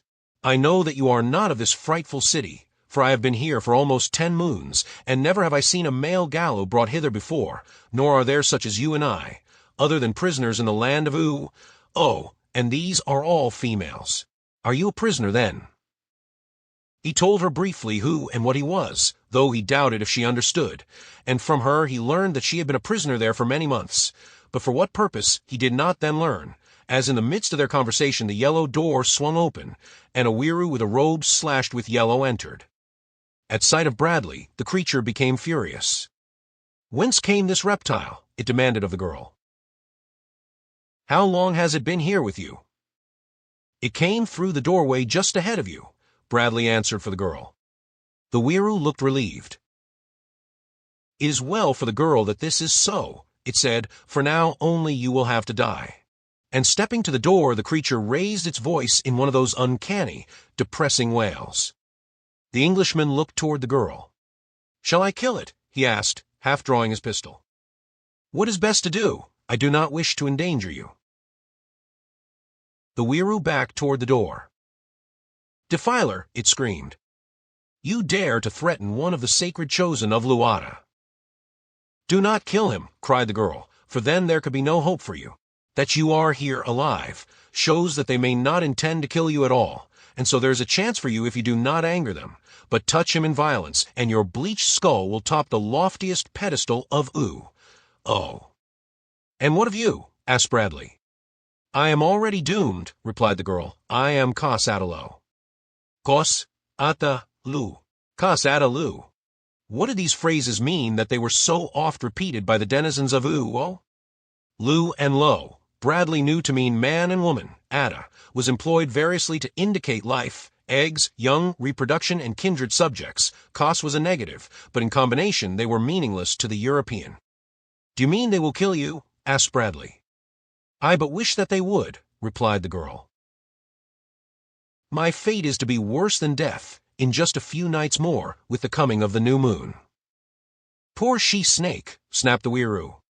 "You are to become sacred above all other she's. He who speaks for Luata has chosen you for himself. Today you go to his temple." The weiroo used a phrase meaning literally high place, where you will receive the sacred commands. The girl shuddered and cast a sorrowful glance toward Bradley. "Ah," she sighed, "if I could but see my beloved country once again." The man stepped suddenly close to her side before the weiroo could interpose, and in a low voice asked her if there was no way by which he might encompass her escape. She shook her head sorrowfully. "Even if we escape the city," she replied, "there is the big water between the island of and the Gala shore." "And what is beyond the city if we could leave it?" pursued Bradley. "I may only guess from what I have heard since I was brought here," she answered, "but by reports and chance remarks I take it to be a beautiful land in which there are but few wild beasts and no men, for only the Wayaroos live upon this island, and they dwell always in cities of which there are 3, this being the largest. The others are at the far end of the island, which is about 3 marches from end to end, and at its widest point about 1 march." From his own experience, and from what the natives on the mainland had told him, Bradley knew that 10 miles was a good day's march in Caspak, owing to the fact that at most points it was a trackless wilderness, and at all times travelers were beset by hideous beasts and reptiles that greatly impeded rapid progress. The two had spoken rapidly, but were now interrupted by the advent through the opening in the roof of several Wayaroos, who had come in answer to the alarm of the yellow slashing had uttered. "This jail, Lou," cried the offended one, "has threatened me. Take its hatchet from it, and make it fast where it can do no harm, until he who speaks for Luata has said what shall be done with it. Is one of those strange creatures that Foch ball, Soj discovered first above the band, Lou country, and followed back toward the beginning. He who speaks for Luata sent Foch, ball, Soj to fetch him one of the creatures, and here it is hope that it may be from another world, and hold the secret of the cause, Ada Luz." The Wayaroos approached boldly to take Bradley's hatchet from him, their leader having indicated the pistol hanging in its holster at the Englishman's hip, but the first one went reeling backward against his fellows from the blow to the chin, which Bradley followed up with a rush, and the intention to clean up the room in record time, but he had reckoned without the opening in the roof. 2 were down, and a great wailing and moaning was arising when reinforcements appeared from above. Bradley did not see them, but the girl did, and though she cried out a warning, it came too late for him to avoid a large Wiroo who dived head foremost for him, striking him between the shoulders and bearing him to the floor. Instantly, a dozen more were piling on top of him. His pistol was wrenched from its holster, and he was securely pinioned down by the weight of numbers. At a word from the Wiroo of the yellow slashing, who evidently was a person of authority, one left and presently returned with fiber ropes with which Bradley was tightly bound. "Now, bear him to the blue place of 7 skulls," directed the chief Wiroo, "and one take the word of all that has passed to him who speaks for Luata." Each of the creatures raised a hand, the back against its face, as though in salute. One seized Bradley and carried him through the yellow doorway to the roof, from whence it rose upon its wide, spread wings and flapped off across the roof, tops of with its heavy burden clutched in its long talons. Below him Bradley could see the city stretching away to a distance on every hand. It was not as large as he had imagined, though he judged that it was at least 3 miles square. The houses were piled in indescribable heaps, sometimes to a height of 100 feet. The streets and alleys were short and crooked, and there were many areas where buildings had been wedged in so closely that no light could possibly reach the lowest tiers, the entire surface of the ground being packed solidly with them. The colors were varied and startling, the architecture amazing. Many roofs were cup or saucer, shaped with a small hole in the center of each, as though they had been constructed to catch rain, water, and conduct it to a reservoir beneath, but nearly all the others had the large opening in the top that Bradley had seen used by these flying men, in lieu of doorways. At all levels were the myriad poles surmounted by grinning skulls, but the 2 most prominent features of the city were the round tower of human skulls that Bradley had noted earlier in the day, and another and much larger edifice near the center of the city. As they approached it, Bradley saw that it was a huge building rising 100 feet in height from the ground, and that it stood alone in the center of what might have been called a plaza in some other part of the world. Its various parts, however, were set together with the same strange irregularity that marked the architecture of the city as a whole, and it was capped by an enormous saucer-shaped roof which projected far beyond the eaves, having the appearance of a colossal Chinese coolie hat, inverted. The Wiroo bearing Bradley passed over one corner of the open space about the large building, revealing to the Englishman grass and trees and running water beneath. They passed the building, and about 500 yards beyond the creature alighted on the roof of a square, blue building surmounted by 7 poles bearing 7 skulls. This, then, thought Bradley, is the blue place of 7 skulls. Over the opening in the roof was a grated covering, and this the Wiroo removed. The thing then tied a piece of fiber rope to one of Bradley's ankles and rolled him over the edge of the opening. All was dark below, and for an instant the Englishman came as near to experiencing real terror as he had ever come in his life before. As he rolled off into the black abyss, he felt the rope tighten about his ankle, and an instant later he was stopped with a sudden jerk to swing pendulum-like, head downward. Then the creature lowered away until Bradley's head came in sudden and painful contact with the floor below, after which the weiroo let loose of the rope entirely, and the Englishman's body crashed to the wooden planking. He felt the free end of the rope dropped upon him, and heard the grating being slid into place above him. C3. Half stunned, Bradley lay for a minute as he had fallen, and then slowly and painfully wriggled into a less uncomfortable position. He could see nothing of his surroundings in the gloom about him until after a few minutes his eyes became accustomed to the dark interior when he rolled them from side to side in survey of his prison. He discovered himself to be in a bare room which was windowless, nor could he see any other opening than that through which he had been lowered. In one corner was a huddled mass that might have been almost anything from a bundle of rags to a dead body. Almost immediately after he had taken his bearings, Bradley commenced working with his bonds. He was a man of powerful physique, and as from the first he had been imbued with a belief that the fiber ropes were too weak to hold him, he worked on with a firm conviction that sooner or later they would part to his strainings. After a matter of 5 minutes, he was positive that the strands about his wrists were beginning to give, but he was compelled to rest then from exhaustion. As he lay, his eyes rested upon the bundle in the corner, and presently he could have sworn that the thing moved. With eyes straining through the gloom, the man lay watching the grim and sinister thing in the corner. Perhaps his overwrought nerves were playing a sorry joke upon him. He thought of this, and also that his condition of utter helplessness might still further have stimulated his imagination. He closed his eyes and sought to relax his muscles and his nerves, but when he looked again, he knew that he had not been mistaken. The thing had moved. Now it lay in a slightly altered form and farther from the wall. It was nearer him. With renewed strength, Bradley strained at his bonds, his fascinated gaze still glued upon the shapeless bundle. No longer was there any doubt that it moved. He saw it rise in the center several inches, and then creep closer to him. It sank and arose again, a headless, hideous, monstrous thing of menace. Its very silence rendered it the more terrible. Bradley was a brave man. Ordinarily his nerves were of steel, but to be at the mercy of some unknown and nameless horror, to be unable to defend himself, it was these things that almost unstrung him, for at best he was only human. To stand in the open, even with the odds all against him, to be able to use his fists, to put up some sort of defense, to inflict punishment upon his adversary, then he could face death with a smile. It was not death that he feared now. It was that horror of the unknown that is part of the fiber of every son of woman. Closer and closer came the shapeless mass. Bradley lay motionless and listened. What was that he heard? Breathing? He cannot be mistaken, and then from out of the bundle of rags issued a hollow groan. Bradley felt his hair rise upon his head. He struggled with the slowly parting strands that held him. The thing beside him rose up higher than before, and the Englishman could have sworn that he saw a single eye peering at him from among the tumbled cloth. For a moment the bundle remained motionless. Only the sound of breathing issued from it. Then there broke from it a maniacal laugh.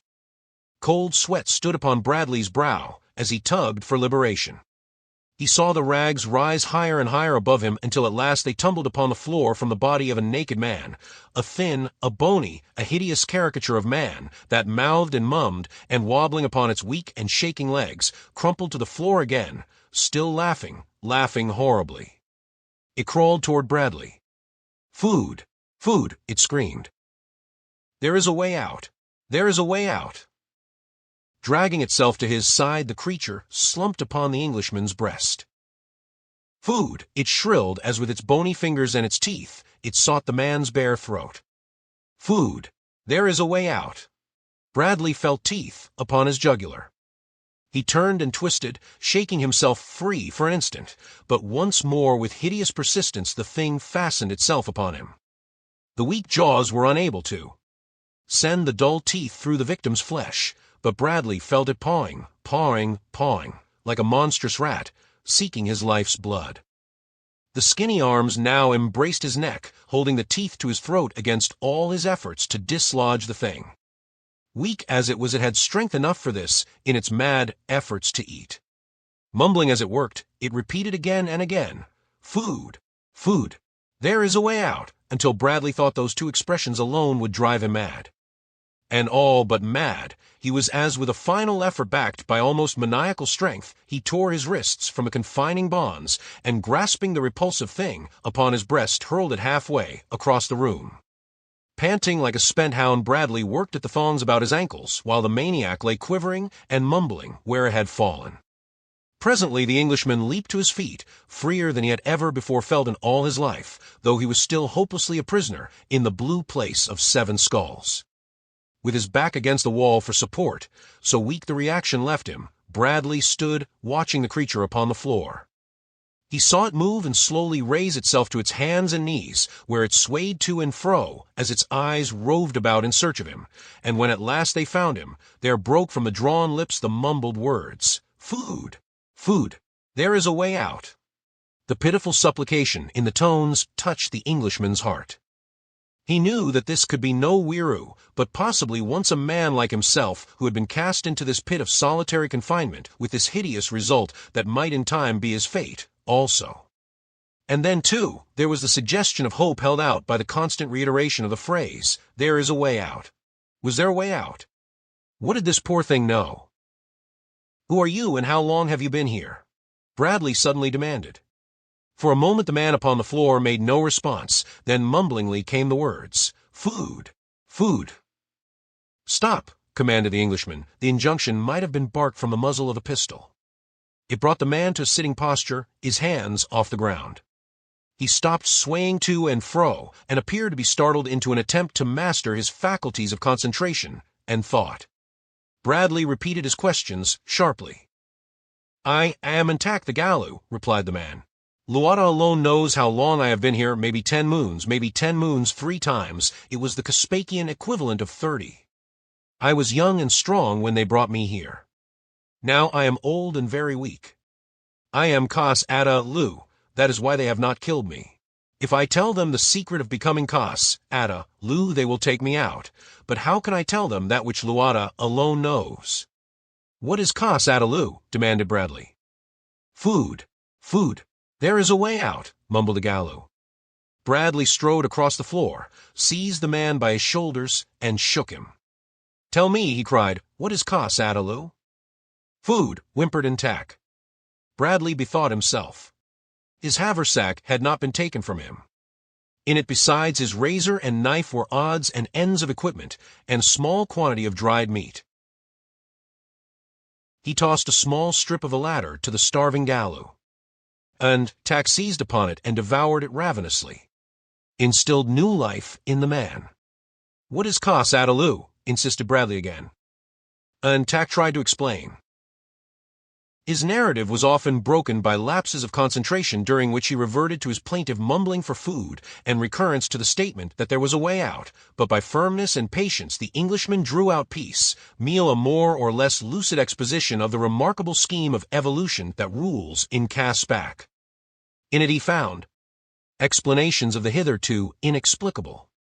He discovered why he had seen no babes or children among the Caspakian tribes with which he had come in contact, why each more northerly tribe evinced a higher state of development than those south of them, why each tribe included individuals ranging in physical and mental characteristics from the highest of the next lower race to the lowest of the next higher, and why the women of each tribe immersed themselves morning for an hour or more in the warm pools near which the habitations of their people always were located. And 2, he discovered why those pools were almost immune from the attacks of carnivorous animals and reptiles. He learned that all but those who were Kas Ada Lu came up Cor Sva Jo, or from the beginning. The egg from which they first developed into tadpole form was deposited, with millions of others, in one of the warm pools, and with it a poisonous serum that the carnivora instinctively shunned. Down the warm stream from the pool floated the countless billions of eggs and tadpoles, developing as they drifted slowly toward the sea. Some became tadpoles in the pool, some in the sluggish stream, and some not until they reached the great inland sea. In the next stage they became fishes or reptiles, and Tack was not positive which, and in this form, always developing, they swam far to the south, where amid the rank and teeming jungles, some of them evolved into amphibians. Always there were those whose development stopped at the first stage, others whose development ceased when they became reptiles, while by far the greater proportion formed the food supply of the ravenous creatures of the deep. Few indeed were those that eventually developed into baboons, and then apes, which was considered by Caspakians the real beginning of evolution. From the egg, then, the individual developed slowly into a higher form, just as the frog's egg develops through various stages from a fish with gills to a frog with lungs. With that thought in mind, Bradley discovered that it was not difficult to believe in the possibility of such a scheme. There was nothing new in it. From the ape, the individual, if it survived, slowly developed into the lowest order of man, the alu, and then by degrees to bo, lu, sto, lu, ban, lu, crow, lu, and finally galu. And in each stage, countless millions of other eggs were deposited in the warm pools of the various races and floated down to the great sea to go through similar process of evolution outside the womb as develops our own young within.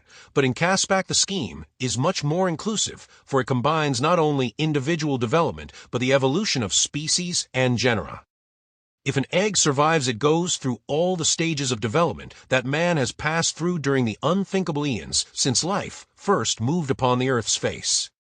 The final stage, that which the Gallus have almost attained and for which all hope, is Kas, Ada, Lu, which literally means no egg man, or one who is born directly, as are the young of the outer world of mammals. Some of the Gallus produce Kas, Ada, Lu, and Kas, Ada, Lo both. The Wairus only Kas, Ada, Lu. In other words, all Wairus are born male, and so they prey upon the Gallus for their women, and sometimes capture and torture the Gallo men who are Kas, Ada, Lu, in an endeavor to learn the secret which they believe will give them unlimited power over all other denizens of Caspak. No Wairus come up from the beginning. All are born of the Wiru fathers and Gallo mothers who are Kas, Ada, Lo, and there are very few of the latter owing to the long and precarious stages of development. 7 generations of the same ancestor must come up from the beginning before a Kas, Ada, Lu child may be born. And when one considers the frightful dangers that surround the vital spark from the moment it leaves the warm pool where it has been deposited to float down to the sea amid the voracious creatures that swarm the surface, and the deeps, and the almost equally unthinkable trials of its effort to survive after it once becomes a land animal and starts northward through the horrors of the Caspakian jungles and forests, it is plainly a wonder that even a single babe has ever been born to a Gallo woman. 7 cycles it requires before the 7th Gallo can complete the 7th danger, infested circle, since its first Gallo ancestor achieved the state of Gallo. For ages before, the ancestors of this first Gallo may have developed from a band, Lu or Bo, Lu egg without ever once completing the whole circle, that is from a Gallo egg, back to a fully developed Gallo. Bradley's head was whirling before he even commenced to grasp the complexities of Caspakian evolution, but as the truth slowly filtered into his understanding, as gradually it became possible for him to visualize the scheme, it appeared simpler. In fact, it seemed even less difficult of comprehension than that with which he was familiar.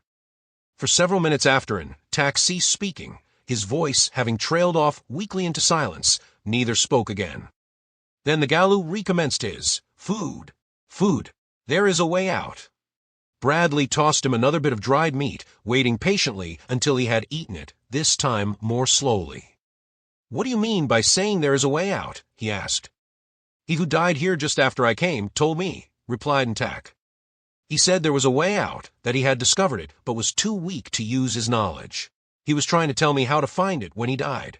Oh, Luata, if he had lived but a moment more. They do not feed you here? Asked Bradley. No, they give me water once a day, that is all. But how have you lived, then? The lizards and the rats, replied Tack. The lizards are not so bad, but the rats are foul to taste. However, I must eat them, or they would eat me, and they are better than nothing. But of late they do not come so often, and I have not had a lizard for a long time. I shall eat, though, he mumbled. I shall eat now, for you cannot remain awake forever. He laughed, a cackling dry laugh. When you sleep, Tack will eat. It was horrible. Bradley shuddered. For a long time each sat in silence. The Englishman could guess why the other made no sound. He awaited the moment that sleep should overcome his victim.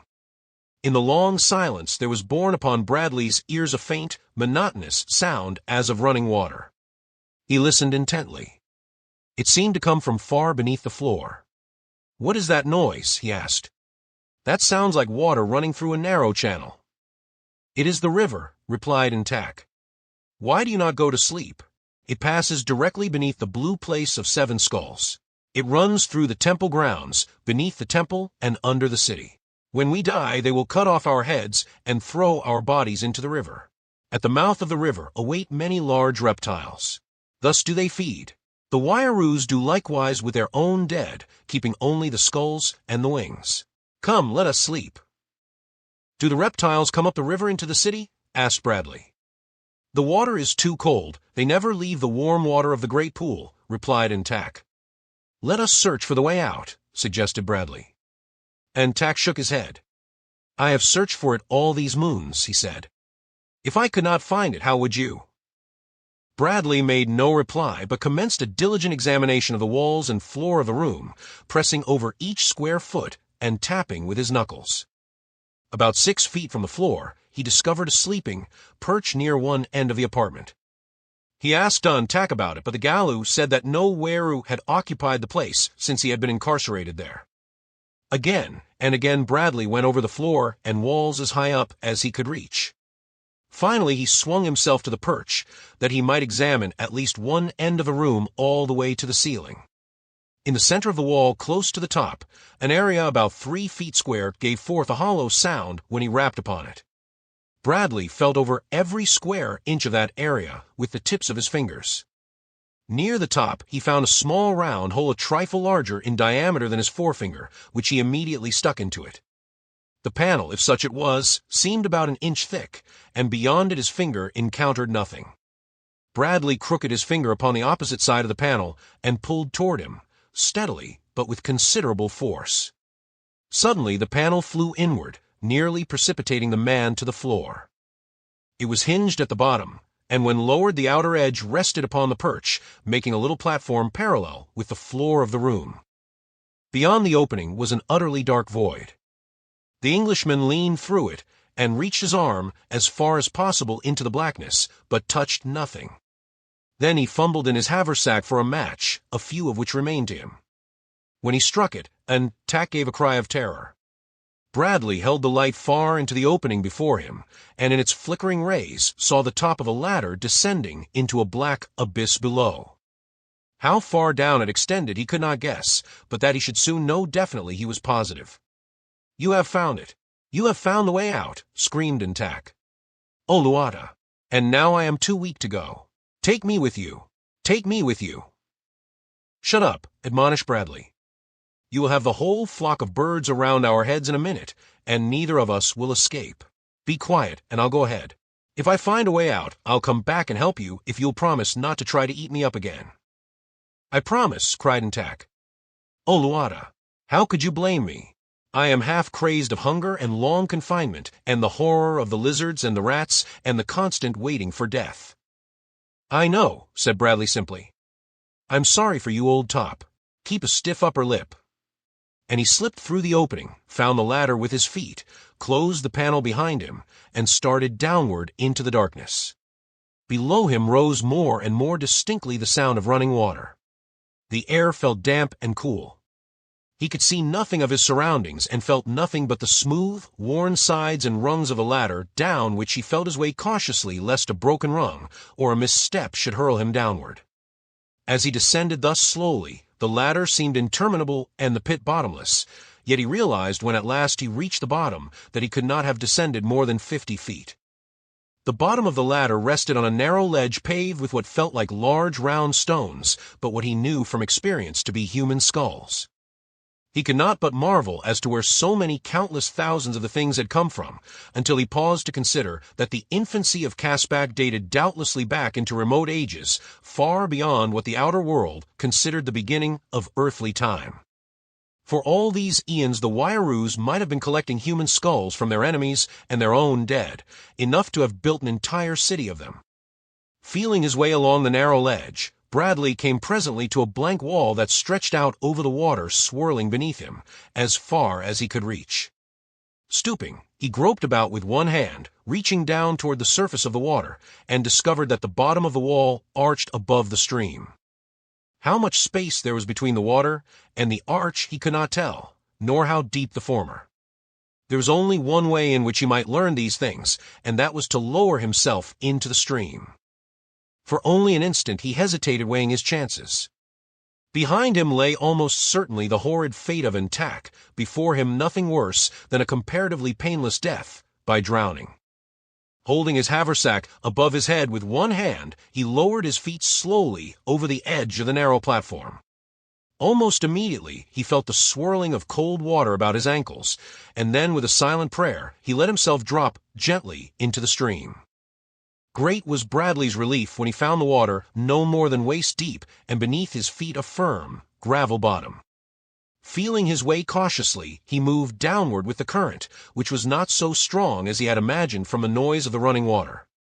Beneath the first arch, he made his way, following the winding curvatures of a right-hand wall. After a few yards of progress, his hand came suddenly in contact with a slimy thing clinging to the wall, a thing that hissed and scuttled out of reach. What it was, the man could not know, but almost instantly there was a splash in the water just ahead of him, and then another. On he went, passing beneath other arches at varying distances, and always in utter darkness. Unseen denizens of this great sewer, disturbed by the intruder, splashed into the water ahead of him and wriggled away. Time and again his hand touched them, and never for an instant could he be sure that at the next step some gruesome thing might not attack him. He had strapped his haversack about his neck, well above the surface of the water, and in his left hand he carried his knife. Other precautions there were none to take. The monotony of the blind trail was increased by the fact that from the moment he had started from the foot of the ladder, he had counted his every step. He had promised to return for an attack if it proved humanly possible to do so, and he knew that in the blackness of the tunnel he could locate the foot of the ladder in no other way. He had taken 269 steps. Afterward, he knew that he should never forget that number when something bumped gently against him from behind. Instantly he wheeled about, and with knife ready to defend himself stretched forth his right hand to push away the object that now had lodged against his body. His fingers, feeling through the darkness, came in contact with something cold and clammy. They passed to and fro over the thing until Bradley knew that it was the face of a dead man floating upon the surface of the stream. With an oath he pushed his gruesome companion out into mid-stream to float on down toward the great pool and the awaiting scavengers of the deep. At his 413th step another corpse bumped against him. How many had passed him without touching he could not guess, but suddenly he experienced the sensation of being surrounded by dead faces floating along with him, all set in hideous grimaces, their dead eyes glaring at this profaning alien who dared intrude upon the waters of this river of the dead, a horrid escort, pregnant with dire forebodings and with menace. Though he advanced very slowly, he tried always to take steps of about the same length, so that he knew that though considerable time had elapsed, yet he had really advanced no more than 400 yards when ahead he saw a lessening of the pitch, darkness, and at the next turn of the stream his surroundings became vaguely discernible. Above him was an arched roof, and on either hand walls pierced at intervals by apertures covered with wooden doors. Just ahead of him in the roof of the aqueduct was a round, black hole about 30 inches in diameter. His eyes still rested upon the opening when there shot downward from it to the water below the naked body of a human being which almost immediately rose to the surface again and floated off down the stream. In the dim light Bradley saw that it was a dead weiroo from which the wings and head had been removed. A moment later another headless body floated past, recalling what an attack had told him. Of the skull, collecting customs of the weiroo. Bradley wondered how it happened that the first corpse he had encountered in the stream had not been similarly mutilated. The farther he advanced now, the lighter it became. The number of corpses was much smaller than he had imagined, only 2 more passing him before, at 600 steps, or about 500 yards, from the point he had taken to the stream. He came to the end of the tunnel, and looked out upon sunlit water running between grassy banks. One of the last corpses to pass him was still clothed in the white robe of a weiroo, blood stained over the headless neck, that it concealed. Drawing closer to the opening leading into the bright daylight, Bradley surveyed what lay beyond. A short distance before him, a large building stood in the center of several acres of grass and tree-covered ground, spanning the stream, which disappeared through an opening in its foundation wall.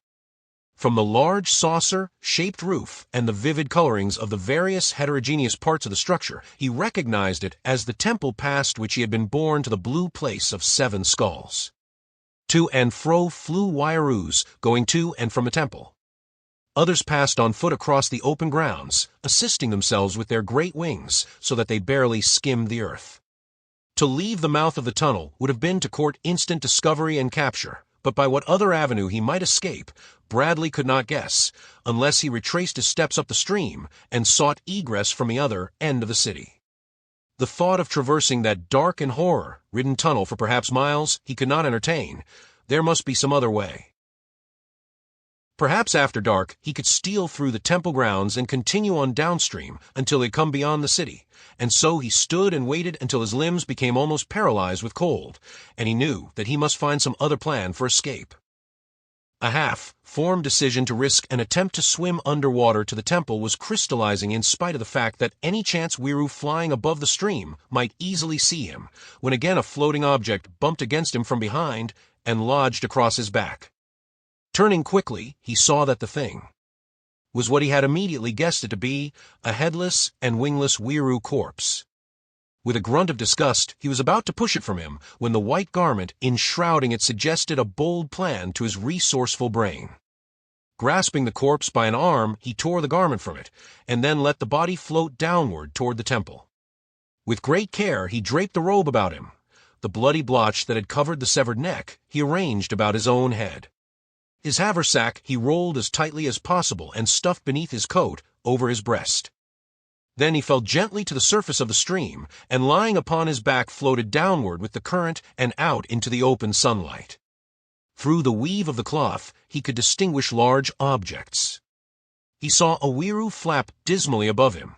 He saw the banks of the stream float slowly past. He heard a sudden wail upon the right, hand shore, and his heart stood still lest his ruse had been discovered, but never by a move of a muscle did he betray that aught but a cold lump of clay floated there upon the bosom of the water, and soon, though it seemed an eternity to him, the direct sunlight was blotted out, and he knew that he had entered beneath the temple.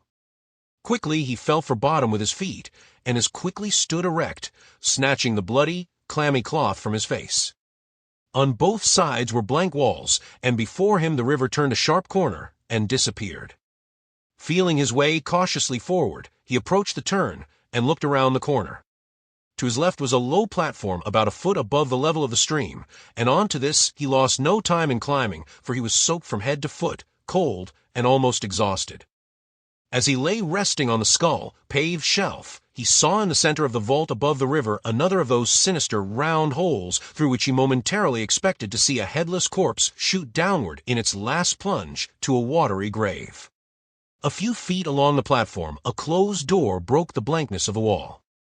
As he lay looking at it and wondering what lay behind, his mind filled with fragments of many wild schemes of escape, it opened, and a white-robed Wiru stepped out upon the platform. The creature carried a large wooden basin filled with rubbish. Its eyes were not upon Bradley, who drew himself to a squatting position and crouched as far back in the corner of the niche in which the platform was set as he could. Force himself. The Wiru stepped to the edge of the platform and dumped the rubbish into the stream. If it turned away from him as it started to retrace its steps to the doorway, there was a small chance that it might not see him, but if it turned toward him, there was none at all. Bradley held his breath. The Wiru paused a moment, gazing down into the water. Then it straightened up and turned toward the Englishman. Bradley did not move. The Wiru stopped and stared intently at him. It approached him questioningly. Still Bradley remained as though carved of stone. The creature was directly in front of him. It stopped. There was no chance on earth that it would not discover what he was. With the quickness of a cat, Bradley sprang to his feet, and with all his great strength, backed by his heavy weight, struck the Wiru upon the point of the chin. Without a sound the thing crumpled to the platform, while Bradley, acting almost instinctively to the urge of the first law of nature, rolled the inanimate body over the edge into the river. Then he looked at the open doorway, crossed the platform, and peered within the apartment beyond. What he saw was a large room, dimly lighted, and about the side rows of wooden vessels stacked one upon another. There was no Weiroo in sight, so the Englishman entered. At the far end of the room was another door, and as he crossed toward it, he glanced into some of the vessels, which he found were filled with dried fruits, vegetables, and fish. Without more ado, he stuffed his pockets and his haversack full, thinking of the poor creature awaiting his return in the gloom of the place of 7 skulls. When night came, he would return and fetch him, tack this far at least, but in the meantime it was his intention to reconnoiter in the hope that he might discover some easier way out of the city than that offered by the chill, black channel of the ghastly river of corpses. Beyond the farther door stretched a long passageway from which closed doorways led into other parts of the cellars of the temple. A few yards from the storeroom, a ladder rose from the corridor through an aperture in the ceiling. Bradley paused at the foot of it, debating the wisdom of further investigation against a return to the river, but strong within him was the spirit of exploration that has scattered his race to the 4 corners of the earth. What new mysteries lay hidden in the chambers above? The urge to know was strong upon him, though his better judgment warned him that the safer course lay in retreat. For a moment he stood thus, running his fingers through his hair. Then he cast discretion to the winds and began the ascent. In conformity with such Weiroo architecture as he had already observed, the well through which the ladder rose continually canted at an angle from a perpendicular. At more or less regular stages it was pierced by apertures closed by doors, none of which he could open until he climbed fully 50 feet from the river level. Here he discovered a door already ajar opening into a large, circular chamber, the walls and floors of which were covered with the skins of wild beasts and with rugs of many colors, but what interested him most was the occupants of a room, a Weiroo, and a girl of human proportions. She was standing with her back against a column which rose from the center of the apartment from floor to ceiling, a hollow column about 40 inches in diameter, in which he could see an opening some 30 inches across. The girl's side was toward Bradley, and her face averted, for she was watching the Weiroo, who was now advancing slowly toward her, talking as he came. Bradley could distinctly hear the words of the creature, who was urging the girl to accompany him to another Weiroo city. "Come with me," he said, "and you shall have your life. Remain here, and he who speaks for Luata will claim you for his own. And when he is done with you, your skull will bleach at the top of a tall staff while your body feeds the reptiles at the mouth of the river of death. Even though you bring into the world a female Weiroo, your fate will be the same if you do not escape him, while with me you shall have life and food, and none shall harm you." He was quite close to the girl when she replied by striking him in the face with all her strength. "Until I am slain," she cried, "I shall fight against you all." From the throat of the Weiroo issued that dismal wail that Bradley had heard so often in the past. It was like a scream of pain smothered to a groan, and then the thing leaped upon the girl, its face working in hideous grimaces as it clawed and beat at her to force her to the floor. The Englishman was upon the point of entering to defend her when a door at the opposite side of the chamber opened to admit a huge Weiroo clothed entirely in red. At sight of the two struggling upon the floor, the newcomer raised his voice in a shriek of rage. Instantly the Weiroo who was attacking the girl leaped to his feet and faced the other. "I heard," screamed he who had just entered the room. "I heard, and when he who speaks for young, reproduction, and kindred subjects shall have heard," he paused and made a suggestive movement of a finger across his throat. "He shall not hear," returned the first Weiroo as, with a powerful motion of his great wings, he launched himself upon the red, robed figure. The latter dodged the first charge, drew a wicked-looking curved blade from beneath its red robe, spread its wings, and dived for its antagonist. Beating their wings, wailing and groaning, the two hideous things sparred for position. The white-robed one being unarmed sought to grasp the other by the wrist of its knife, hand, and by the throat, while the latter hopped around on its dainty white feet, seeking an opening for a mortal blow. Once it struck and missed, and then the other rushed in and clinched, at the same time securing both the holds it sought. Immediately the two commenced beating at each other's heads with the joints of their wings, kicking with their soft, puny feet and biting, each at the other's face. In the meantime, the girl moved about the room, keeping out of the way of the duelists, and as she did so, Bradley caught a glimpse of her full face and immediately recognized her as the girl of the place of the yellow door. He did not dare intervene now until one of the Weiroo had overcome the other, lest the two should turn upon him at once, when the chances were fair that he would be defeated in so unequal a battle as the curved blade of the red Weiroo would render it, and so he waited, watching the white, robed figure slowly choking the life from him of the red robe. The protruding tongue and the popping eyes proclaimed that the end was near, and a moment later the red robe sank to the floor of the room, the curved blade slipping from nerveless fingers. For an instant longer the victor clung to the throat of his defeated antagonist, and then he rose, dragging the body after him, and approached the central column. Here he raised the body and thrust it into the aperture, where Bradley saw it drop suddenly from sight. Instantly there flashed into his memory the circular openings in the roof of the river vault, and the corpses he had seen drop from them to the water beneath. As the body disappeared, the Weiroo turned and cast about the room for the girl. For a moment he stood eyeing her. "You saw," he muttered, "and if you tell them, he who speaks for Luata will have my wings severed while still I live, and my head will be severed, and I shall be cast into the river of death, for thus it happens even to the highest who slay one of the red robe. You saw, and you must die," he ended with a scream as he rushed upon the girl. Bradley waited no longer. Leaping into the room, he ran for the Weiroo, who had already seized the girl, and as he ran, he stooped and picked up the curved blade. The creature's back was toward him as, with his left hand, he seized it by the neck. Like a flash, the great wings beat backward as the creature turned, and Bradley was swept from his feet, though he still retained his hold upon the blade. Instantly the Weiroo was upon him. Bradley lay slightly raised upon his left elbow, his right arm free, and as the thing came close, he cut at the hideous face with all the strength that lay within him. The blade struck at the junction of the neck and torso, and with such force as to completely decapitate the Weiroo, the hideous head dropping to the floor, and the body falling forward upon the Englishman. Pushing it from him, he rose to his feet and faced the wide-eyed girl. "Luata," she exclaimed, "how came you here?"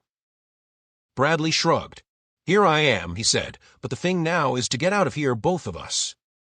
The girl shook her head. "It cannot be," she stated sadly. "That is what I thought when they dropped me into the blue place of 7 skulls," replied Bradley. "Can't be done. I did it, here. You're musing up the floor something awful, you." This last to the dead Weiroo as he stooped and dragged the corpse to the central shaft, where he raised it to the aperture and let it slip into the tube. Then he picked up the head and tossed it after the body. "Don't be so glum," he admonished the former as he carried it toward the well. "Smile."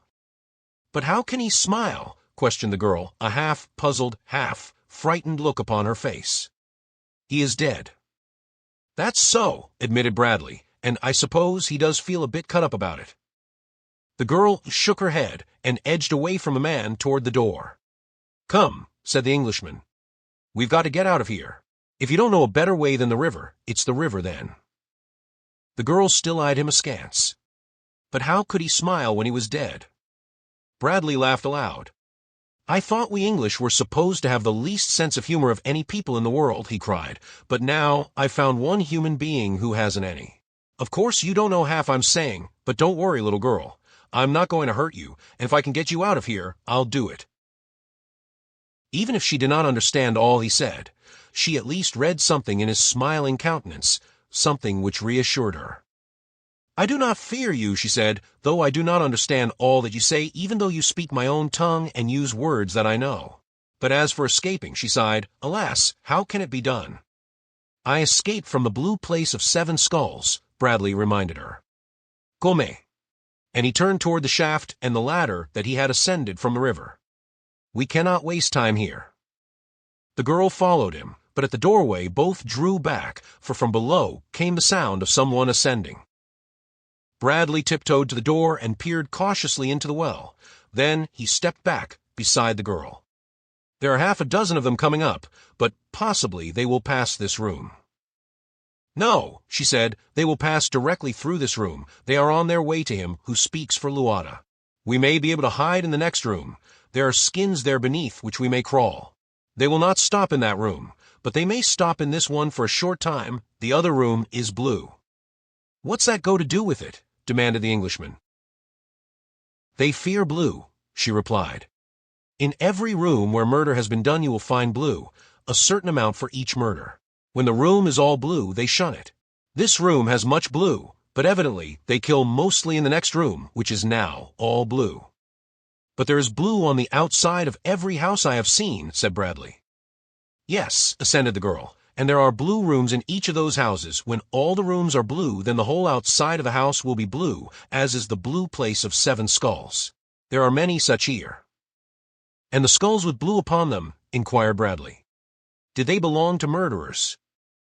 "They were murdered, some of them. Those with only a small amount of blue were murderers, known murderers. All Wayaroos are murderers. When they have committed a certain number of murders without being caught at it, they confess to him who speaks for Luata, and are advanced, after which they wear robes with a slash of some color. I think yellow comes first. When they reach a point where the entire robe is of yellow, they discard it for a white robe with a red slash, and when one wins a complete red robe, he carries such a long, curved knife as you have in your hand. After that comes the blue slash on a white robe, and then, I suppose, an all-blue robe. I have never seen such a one."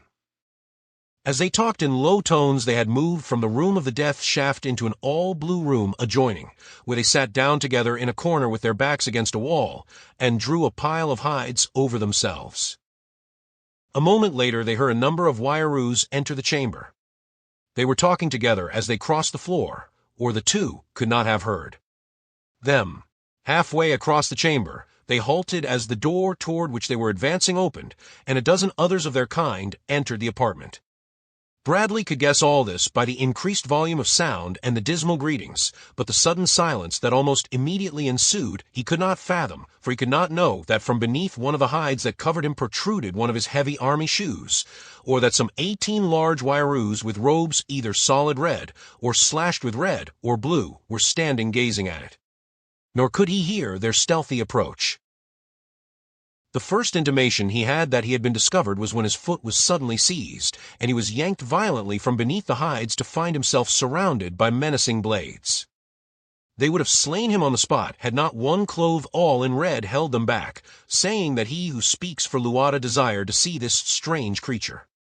As they led Bradley away, he caught an opportunity to glance back toward the hides to see what had become of the girl, and to his gratification, he discovered that she still lay concealed beneath the hides. He wondered if she would have the nerve to attempt the river trip alone, and regretted that now he could not accompany her. He felt rather all in himself, more so than he had at any time since he had been captured by the Wiru, for there appeared not the slightest cause for hope in his present predicament. He had dropped the curved blade beneath the hides when he had been jerked so violently from their fancied security. It was almost in a spirit of resigned hopelessness that he quietly accompanied his captors through various chambers and corridors toward the heart of the temple. C4. The farther the group progressed, the more barbaric and the more sumptuous became the decorations. Hides of leopard and tiger predominated, apparently because of their more beautiful markings, and decorative skulls became more and more numerous. Many of the latter were mounted in precious metals and set with colored stones and priceless gems, while thick upon the hides that covered the walls were golden ornaments similar to those worn by the girl, and those which had filled the chests he had examined in the storeroom of Foch, Ball, Soj, leading the Englishman to the conviction that all such were spoils of war or theft, since each piece seemed made for personal adornment, while in so far as he had seen, no Wiru wore ornaments of any sort. And also, as they advanced, the more numerous became the Wayaroos moving hither and thither within the temple. Many now were the solid red robes, and those that were slashed with blue, a veritable hive of murderers. At last the party halted in a room in which were many Wayaroos who gathered about Bradley questioning his captors and examining him and his apparel. One of the party accompanying the Englishman spoke to a Wiru that stood beside a door leading from a room. "Tell him who speaks for Luata," he said, "that Foch, Ball, Soj we could not find, but that in returning we found this creature within the temple, hiding. It must be the same that Foch, Ball, Soj captured in the Sto, Lu country during the last darkness. Doubtless he who speaks for Luata would wish to see and question this strange thing." The creature addressed turned and slipped through the doorway, closing the door after it, but first depositing its curved blade upon the floor without. Its post was immediately taken by another, and Bradley now saw that at least 20 such guards loitered in the immediate vicinity. The doorkeeper was gone but for a moment, and when he returned, he signified that Bradley's party was to enter the next chamber, but first each of the Wire-roos removed his curved weapon and laid it upon the floor. The door was swung open, and the party, now reduced to Bradley and 5 Wire-roos, was ushered across the threshold into a large, irregularly shaped room in which a single, giant Wiroo, whose robe was solid blue, sat upon a raised dais. The creature's face was white with the whiteness of a corpse, its dead eyes entirely expressionless, its cruel, thin lips tight, drawn against yellow teeth in a perpetual grimace. Upon either side of it lay an enormous, curved sword, similar to those with which some of the other Wire-roos had been armed, but larger and heavier. Constantly, its claw-like fingers played with one or the other of these weapons. The walls of the chamber as well as the floor were entirely hidden by skins and woven fabrics. Blue predominated in all the colorations. Fastened against the hides were many pairs of Wiroo wings, mounted so that they resembled long, black shields. Upon the ceiling were painted in blue characters a bewildering series of hieroglyphics, and upon pedestals set against the walls or standing out well within the room were many human skulls.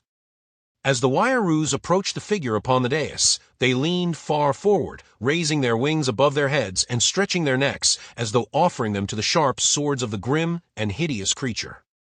"O thou who speakest for Luata," exclaimed one of the party, "we bring you the strange creature that Foch Ball, Soj captured and brought thither at thy command." So this then was the godlike figure that spoke for divinity. This arch-murderer was the Caspakian representative of God on earth.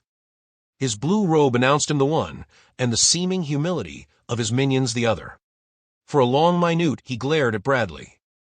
Then he began to question him from whence he came, and how, the name and description of his native country, and 100 other queries. "Are you Cas-Ataloo?" the creature asked.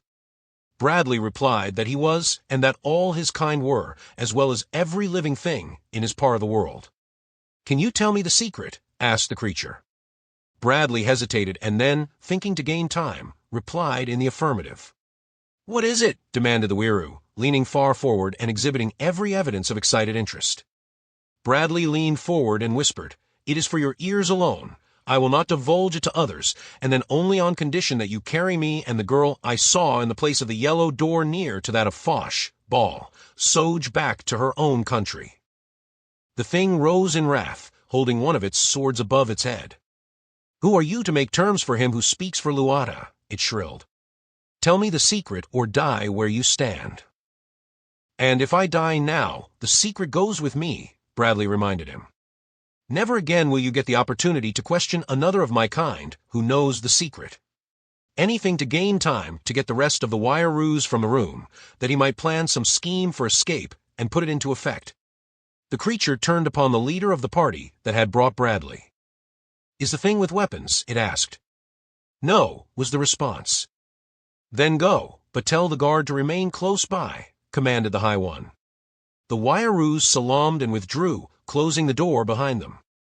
He who speaks for Luata grasped a sword nervously in his right hand. At his left side lay the second weapon. It was evident that he lived in constant dread of being assassinated. The fact that he permitted none with weapons within his presence, and that he always kept 2 swords at his side, pointed to this. Bradley was racking his brain to find some suggestion of a plan whereby he might turn the situation to his own account.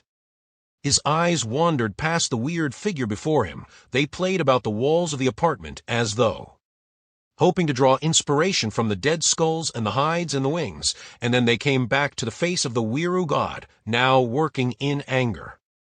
"Quick!" screamed the thing. "The secret." "Will you give me and the girl our freedom?" insisted Bradley. For an instant the thing hesitated, and then it grumbled, "Yes." At the same instant Bradley saw 2 hides upon the wall directly back of the dais separate, and a face appear in the opening. No change of expression upon the Englishman's countenance betrayed that he had seen aught to surprise him, though surprised he was, for the face in the aperture was that of the girl he had but just left hidden beneath the hides in another chamber. A white and shapely arm now pushed past the face into the room, and in the hand, tightly clutched, was the curved blade, smeared with blood, that Bradley had dropped beneath the hides at the moment he had been discovered and drawn from his concealment. "Listen, then," said Bradley in a low voice to the weiroo. "You shall know the secret of Cas, Ada, Lou as well as do I, but none other may hear it. Lean close, I will whisper it into your ear." He moved forward and stepped upon the dais. The creature raised its sword ready to strike at the first indication of treachery, and Bradley stooped beneath the blade and put his ear close to the gruesome face. As he did so, he rested his weight upon his hands, one upon either side of the Wairoo's body, his right hand upon the hilt of the spear, sword lying at the left of him, who speaks for Luata.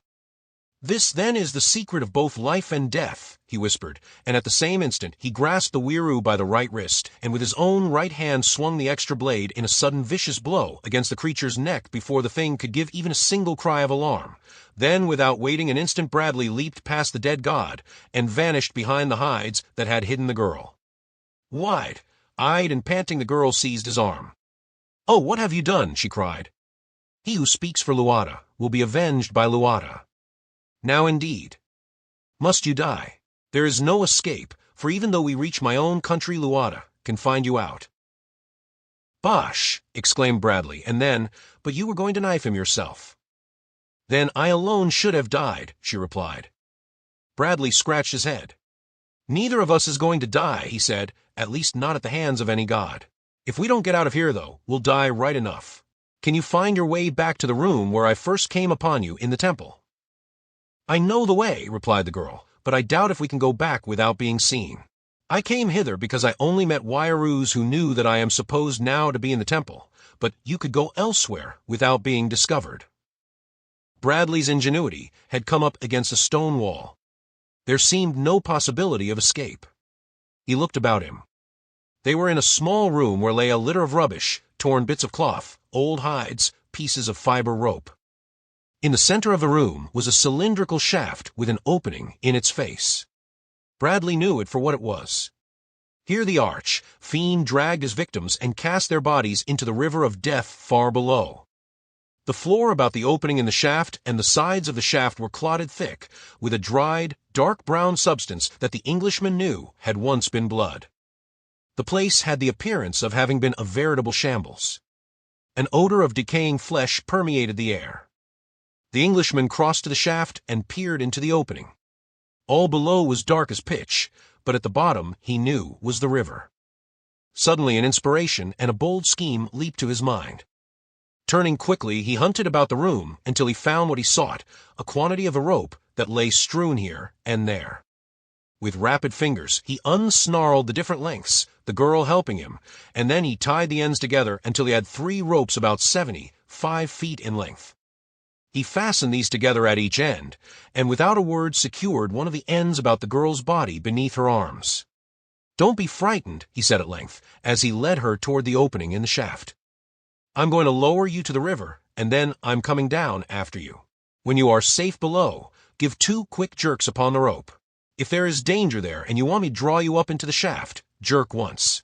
Don't be afraid, it is the only way." "I am not afraid," replied the girl, rather haughtily Bradley thought, and herself climbed through the aperture, and hung by her hands waiting for Bradley to lower her. As rapidly as was consistent with safety, the man paid out the rope. When it was about half out, he heard loud cries and wails suddenly arise within the room they had just quitted. The slaying of their god had been discovered by the Wairoos. A search for the slayer would begin at once. Lord, would the girl never reach the river? At last, just as he was positive that searchers were already entering the room behind him, there came 2 quick tugs at the rope. Instantly Bradley made the rest of the strands fast about the shaft, slipped into the black tube, and began a hurried descent toward the river. An instant later, he stood waist-deep in water beside the girl. Impulsively, she reached toward him and grasped his arm. A strange thrill ran through him at the contact, but he only cut the rope from about her body and lifted her to the little shelf at the river's side. "How can we leave here?" she asked. "By the river," he replied. "But first I must go back to the blue place of 7 skulls and get the poor devil I left there. I'll have to wait until after dark, though, as I cannot pass through the open stretch of river in the temple gardens by day." "There is another way," said the girl. "I have never seen it, but often I have heard them speak of it, a corridor that runs beside the river from one end of the city to the other. Through the gardens it is below ground. If we could find an entrance to it, we could leave here at once. It is not safe here, for they will search every inch of the temple and the grounds." "Come," said Bradley. "We'll have a look for it anyway." And so saying, he approached one of the doors that opened onto the skull-paved shelf. They found the corridor easily, for it paralleled the river, separated from it only by a single wall. It took them beneath the gardens and the city, always through inky darkness. After they had reached the other side of the gardens, Bradley counted his steps until he had retraced as many as he had taken coming down the stream, but though they had to grope their way along, it was a much more rapid trip than the former. When he thought he was about opposite the point at which he had descended from the blue place of 7 skulls, he sought and found a doorway leading out onto the river, and then, still in the blackest darkness, he lowered himself into the stream and felt up and down upon the opposite side for the little shelf and the ladder. 10 yards from where he had emerged, he found them, while the girl waited upon the opposite side. To ascend to the secret panel was the work of but a minute. Here he paused and listened lest a weiroo might be visiting the prison in search of him or the other inmate, but no sound came from the gloomy interior. Bradley could not but muse upon the joy of the man on the opposite side when he should drop down to him with food and a new hope for escape. Then he opened the panel and looked into the room. The faint light from the grating above revealed the pile of rags in one corner, but the man lay beneath them. He made no response to Bradley's low greeting. The Englishman lowered himself to the floor of the room and approached the rags. Stooping, he lifted a corner of them. Yes, there was the man asleep. Bradley shook him. There was no response. He stooped lower and in the dim light examined an tack. Then he stood up with a sigh. A rat leaped from beneath the coverings and scurried away. "Poor devil," muttered Bradley. He crossed the room to swing himself to the perch preparatory to quitting the blue place of 7 skulls forever. Beneath the perch he paused. "I'll not give them the satisfaction," he growled. "Let them believe that he escaped." Returning to the pile of rags, he gathered the man into his arms. It was difficult work raising him to the high perch and dragging him through the small opening and thus down the ladder. But presently it was done, and Bradley had lowered the body into the river and cast it off. "Goodbye, old top," he whispered. A moment later he had rejoined the girl, and hand in hand they were following the dark corridor upstream toward the farther end of the city. She told him that the Wairoos seldom frequented these lower passages, as the air here was too chill for them, but occasionally they came, and as they could see quite as well by night as by day, they would be sure to discover Bradley and the girl. "If they come close enough," she said, "we can see their eyes shining in the dark. They resemble dull splotches of light. They glow, but do not blaze like the eyes of the tiger or the lion." The man could not but note the very evident horror with which she mentioned the creatures. To him they were uncanny, but she had been used to them for a year almost, and probably all her life she had either seen or heard of them constantly. "Why do you fear them so?" he asked. "It seems more than any ordinary fear of the harm they can do you." She tried to explain, but the nearest he could gather was that she looked upon the Weiroo almost as supernatural beings. "There is a legend current among my people that once the Weiroo were unlike us only in that they possessed rudimentary wings. They lived in villages in the Gala country, and while the two peoples often warred, they held no hatred for one another. In those days each race came up from the beginning, and there was great rivalry as to which was the higher in the scale of evolution. The Weiroo developed the first Kas, Ada, Lu, but they were always male. Never could they reproduce woman. Slowly they commenced to develop certain attributes of the mind which, they considered, placed them upon a still higher level, and which gave them many advantages over us. Seeing which they thought only of mental development, their minds became like stars and the rivers, moving always in the same manner, never varying. They called this Tas, Ad, which means doing everything the right way, or in other words, the Weiroo way. If foe or friend, right or wrong, stood in the way of TAS, then it must be crushed. Soon the Gallus and the lesser races of men came to hate and fear them. It was then that the Wayaroos decided to carry TAS, into every part of the world. They were very warlike and very numerous, although they had long since adopted the policy of slaying all those among them whose wings did not show advanced development. It took ages for all this to happen. Very slowly came the different changes, but at last the Wayaroos had wings they could use. But by reason of always making war upon their neighbors, they were hated by every creature of Caspak, for no one wanted their teeth, and so they used their wings to fly to this island when the other races turned against them and threatened to kill them all. So cruel had they become and so bloodthirsty that they no longer had hearts that beat with love or sympathy, but their very cruelty and wickedness kept them from conquering the other races, since they were all so cruel and wicked to one another, so that no Wiru trusted another. Always were they slaying those above them that they might rise in power and possessions, until at last came the more powerful than the others with a TAS, all his own. He gathered about him a few of the most terrible Wayaroos, and among them they made laws which took from all but these few Wayaroos every weapon they possessed. Now their TAS, has reached a high plane among them. They make many wonderful things that we cannot make. They think great thoughts, no doubt, and still dream of greatness to come, but their thoughts and their acts are regulated by ages of custom. They are all alike, and they are most unhappy. As the girl talked, the two moved steadily along the dark passageway beside the river. They had advanced a considerable distance when there sounded faintly from far ahead the muffled roar of falling water, which increased in volume as they moved forward until at last it filled the corridor with a deafening sound. Then the corridor ended in a blank wall, but in a niche to the right was a ladder leading aloft, and to the left was a door opening onto the river. Bradley tried the ladder first, and as he opened it, felt a heavy spray against his face. The little shelf outside the doorway was wet and slippery, the roaring of the water tremendous. There could be but one explanation. They had reached a waterfall in the river, and if the corridor actually terminated here, their escape was effectually cut off, since it was quite evidently impossible to follow the bed of the river and ascend the falls. As the ladder was the only alternative, the two turned toward it, and the man first began the ascent, which was through a well similar to that which had led him to the upper floors of the temple. As he climbed, Bradley felt for openings in the sides of the shaft, but he discovered none below 50 feet. The first he came to was ajar, letting a faint light into the well. As he paused, the girl climbed at his side, and together they looked through the crack into a low, sealed chamber in which were several Gallo women, and an equal number of hideous little replicas of the full-grown Wayaroos with which Bradley was not quite familiar. He could feel the body of the girl pressed close to his tremble as her eyes rested upon the inmates of the room, and involuntarily his arm encircled her shoulders as though to protect her from some danger which he sensed without recognizing. "Poor things," she whispered. "This is their horrible fate, to be imprisoned here beneath the surface of the city with their hideous offspring whom they hate as they hate their fathers. A Wiru keeps his children thus hidden until they are full, grown lest they be murdered by their fellows. The lower rooms of the city are filled with many such as these."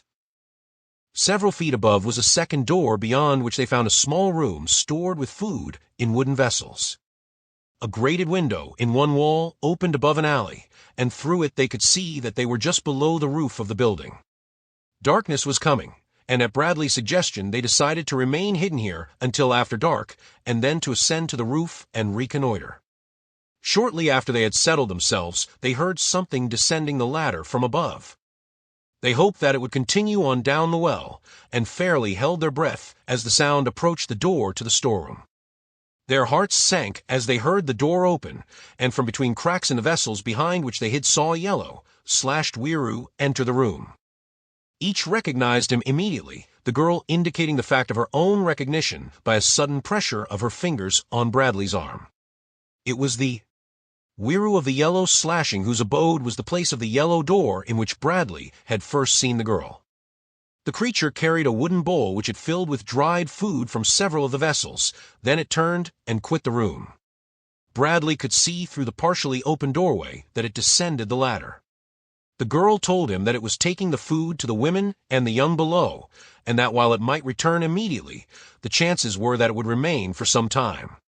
"We are just below the place of the yellow door," she said. "It is far from the edge of the city, so far that we may not hope to escape if we ascend to the roofs here." "I think," replied the man, "that of all the places in this will be the easiest to escape from.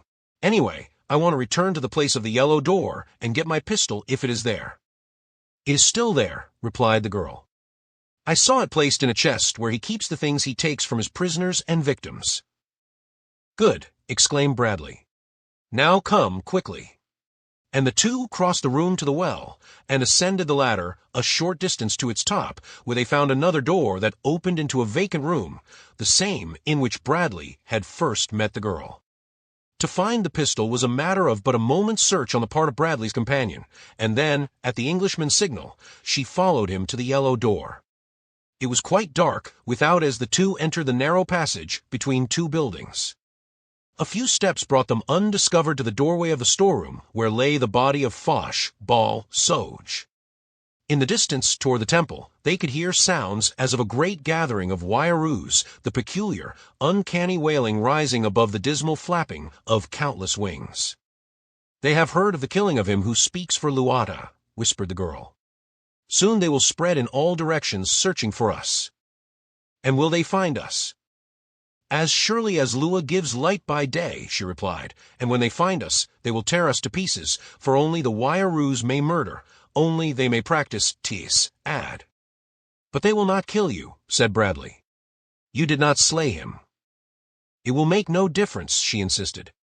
"If they find us together, they will slay us both." "Then they won't find us together," announced Bradley decisively. "You stay right here, you won't be any worse off than before I came, and I'll get as far as I can and account for as many of the beggars as possible before they get me. Goodbye. You're a mighty decent little girl. I wish that I might have helped you." "No," she cried. "Do not leave me. I would rather die. I had hoped to find some way to return to my own country. I wanted to go back to Tak, who must be very lonely without me, but I know that it can never be. It is difficult to kill hope, though mine is nearly dead. Do not leave me." Tak, Bradley repeated. "You loved a man called Tak?" "Yes," replied the girl.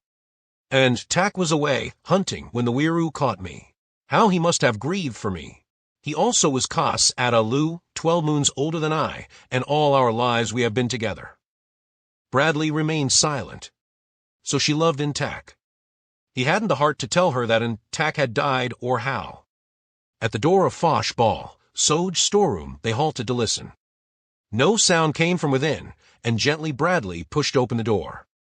All was inky darkness as they entered, but presently their eyes became accustomed to the gloom that was partially relieved by the soft starlight without. The Englishman searched and found those things for which he had come: 2 robes, 2 pairs of dead wings, and several lengths of fiber rope.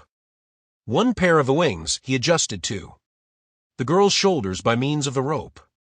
Then he draped the robe about her, carrying the cowl over her head. He heard her gasp of astonishment when she realized the ingenuity and boldness of his plan. Then he directed her to adjust the other pair of wings and the robe upon him. Working with strong, deft fingers, she soon had the work completed, and the two stepped out upon the roof, to all intent and purpose genuine Waiaroos. Besides his pistol, Bradley carried the sword of the slain Weiroo prophet, while the girl was armed with the small blade of the red Weiroo. Side by side they walked slowly across the roofs toward the north edge of the city. Waiaroos flapped above them, and several times they passed others walking or sitting upon the roofs. From the temple still rose the sounds of commotion, now pierced by occasional shrill screams. "The murderers are abroad," whispered the girl. "Thus will another become the tongue of Luata. Is well for us, since it keeps them too busy to give the time for searching for us. They think that we cannot escape the city, and they know that we cannot leave the island, and so do I." Bradley shook his head. "If there is any way, we will find it," he said. "There is no way," replied the girl. Bradley made no response, and in silence they continued until the outer edge of roofs was visible before them. "We are almost there," he whispered. The girl felt for his fingers and pressed them. He could feel hers trembling as he returned the pressure, nor did he relinquish her hand, and thus they came to the edge of the last roof. Here they halted and looked about them. To be seen attempting to descend to the ground below would be to betray the fact that they were not Wayaroos. Bradley wished that their wings were attached to their bodies by sinew and muscle rather than by ropes of fiber. A weiroo was flapping far overhead. Two more stood near a door a few yards distant. Standing between these and one of the outer pedestals that supported one of the numerous skulls, Bradley made one end of a piece of rope fast about the pedestal and dropped the other end to the ground outside the city. Then they waited. It was an hour before the coast was entirely clear, and then a moment came when no weiroo was in sight. "Now," whispered Bradley, and the girl grasped the rope and slid over the edge of the roof into the darkness below. A moment later Bradley felt two quick pulls upon the rope, and immediately followed to the girl's side. Across a narrow clearing they made their way, and into a wood beyond. All night they walked, following the river upward toward its source, and at dawn they took shelter in a thicket beside the stream. At no time did they hear the cry of a carnivore, and though many startled animals fled as they approached, they were not once menaced by a wild beast.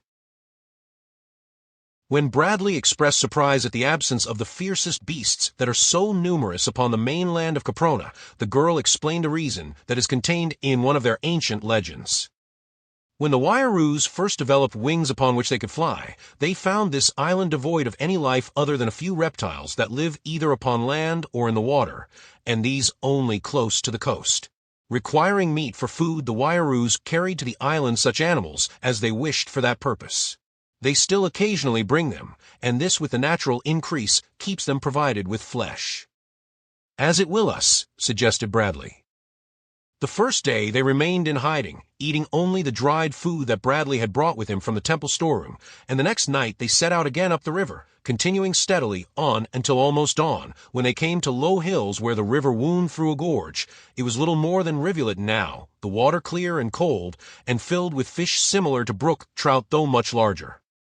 Not wishing to leave the stream, the two waded along its bed to a spot where the gorge widened between perpendicular bluffs to a wooded acre of level land.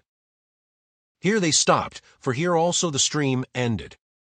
They had reached its source, many cold springs bubbling up from the center of a little natural amphitheater in the hills, and forming a clear and beautiful pool overshadowed by trees upon one side and bounded by a little clearing upon the other. With the coming of the sun, they saw they had stumbled upon a place where they might remain hidden from the Wayaroos for a long time, and also one that they could defend against these winged creatures, since the trees would shield them from an attack from above, and also hamper the movements of the creatures should they attempt to follow them into the wood.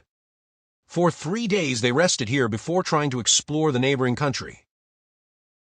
On the 4th, Bradley stated that he was going to scale the bluffs and learn what lay beyond.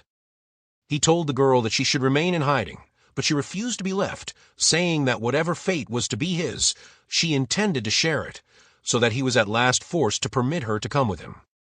Through woods at the summit of the bluff, they made their way toward the north, and had gone but a short distance when the wood ended, and before them they saw the waters of the inland sea, and dimly, in the distance, the coveted shore. The beach lay some 200 yards from the foot of the hill on which they stood, nor was there a tree nor any other form of shelter between them, and the water as far up and down the coast as they could see. Among other plans, Bradley had thought of constructing a covered raft upon which they might drift to the mainland, but as such a contrivance would necessarily be of considerable weight, it must be built in the water of the sea, since they could not hope to move it even a short distance overland. If this wood was only at the edge of the water, he sighed. But it is not, the girl reminded him, and then, let us make the best of it. We have escaped from death for a time, at least. We have food and good water, and peace and each other. What more could we have upon the mainland?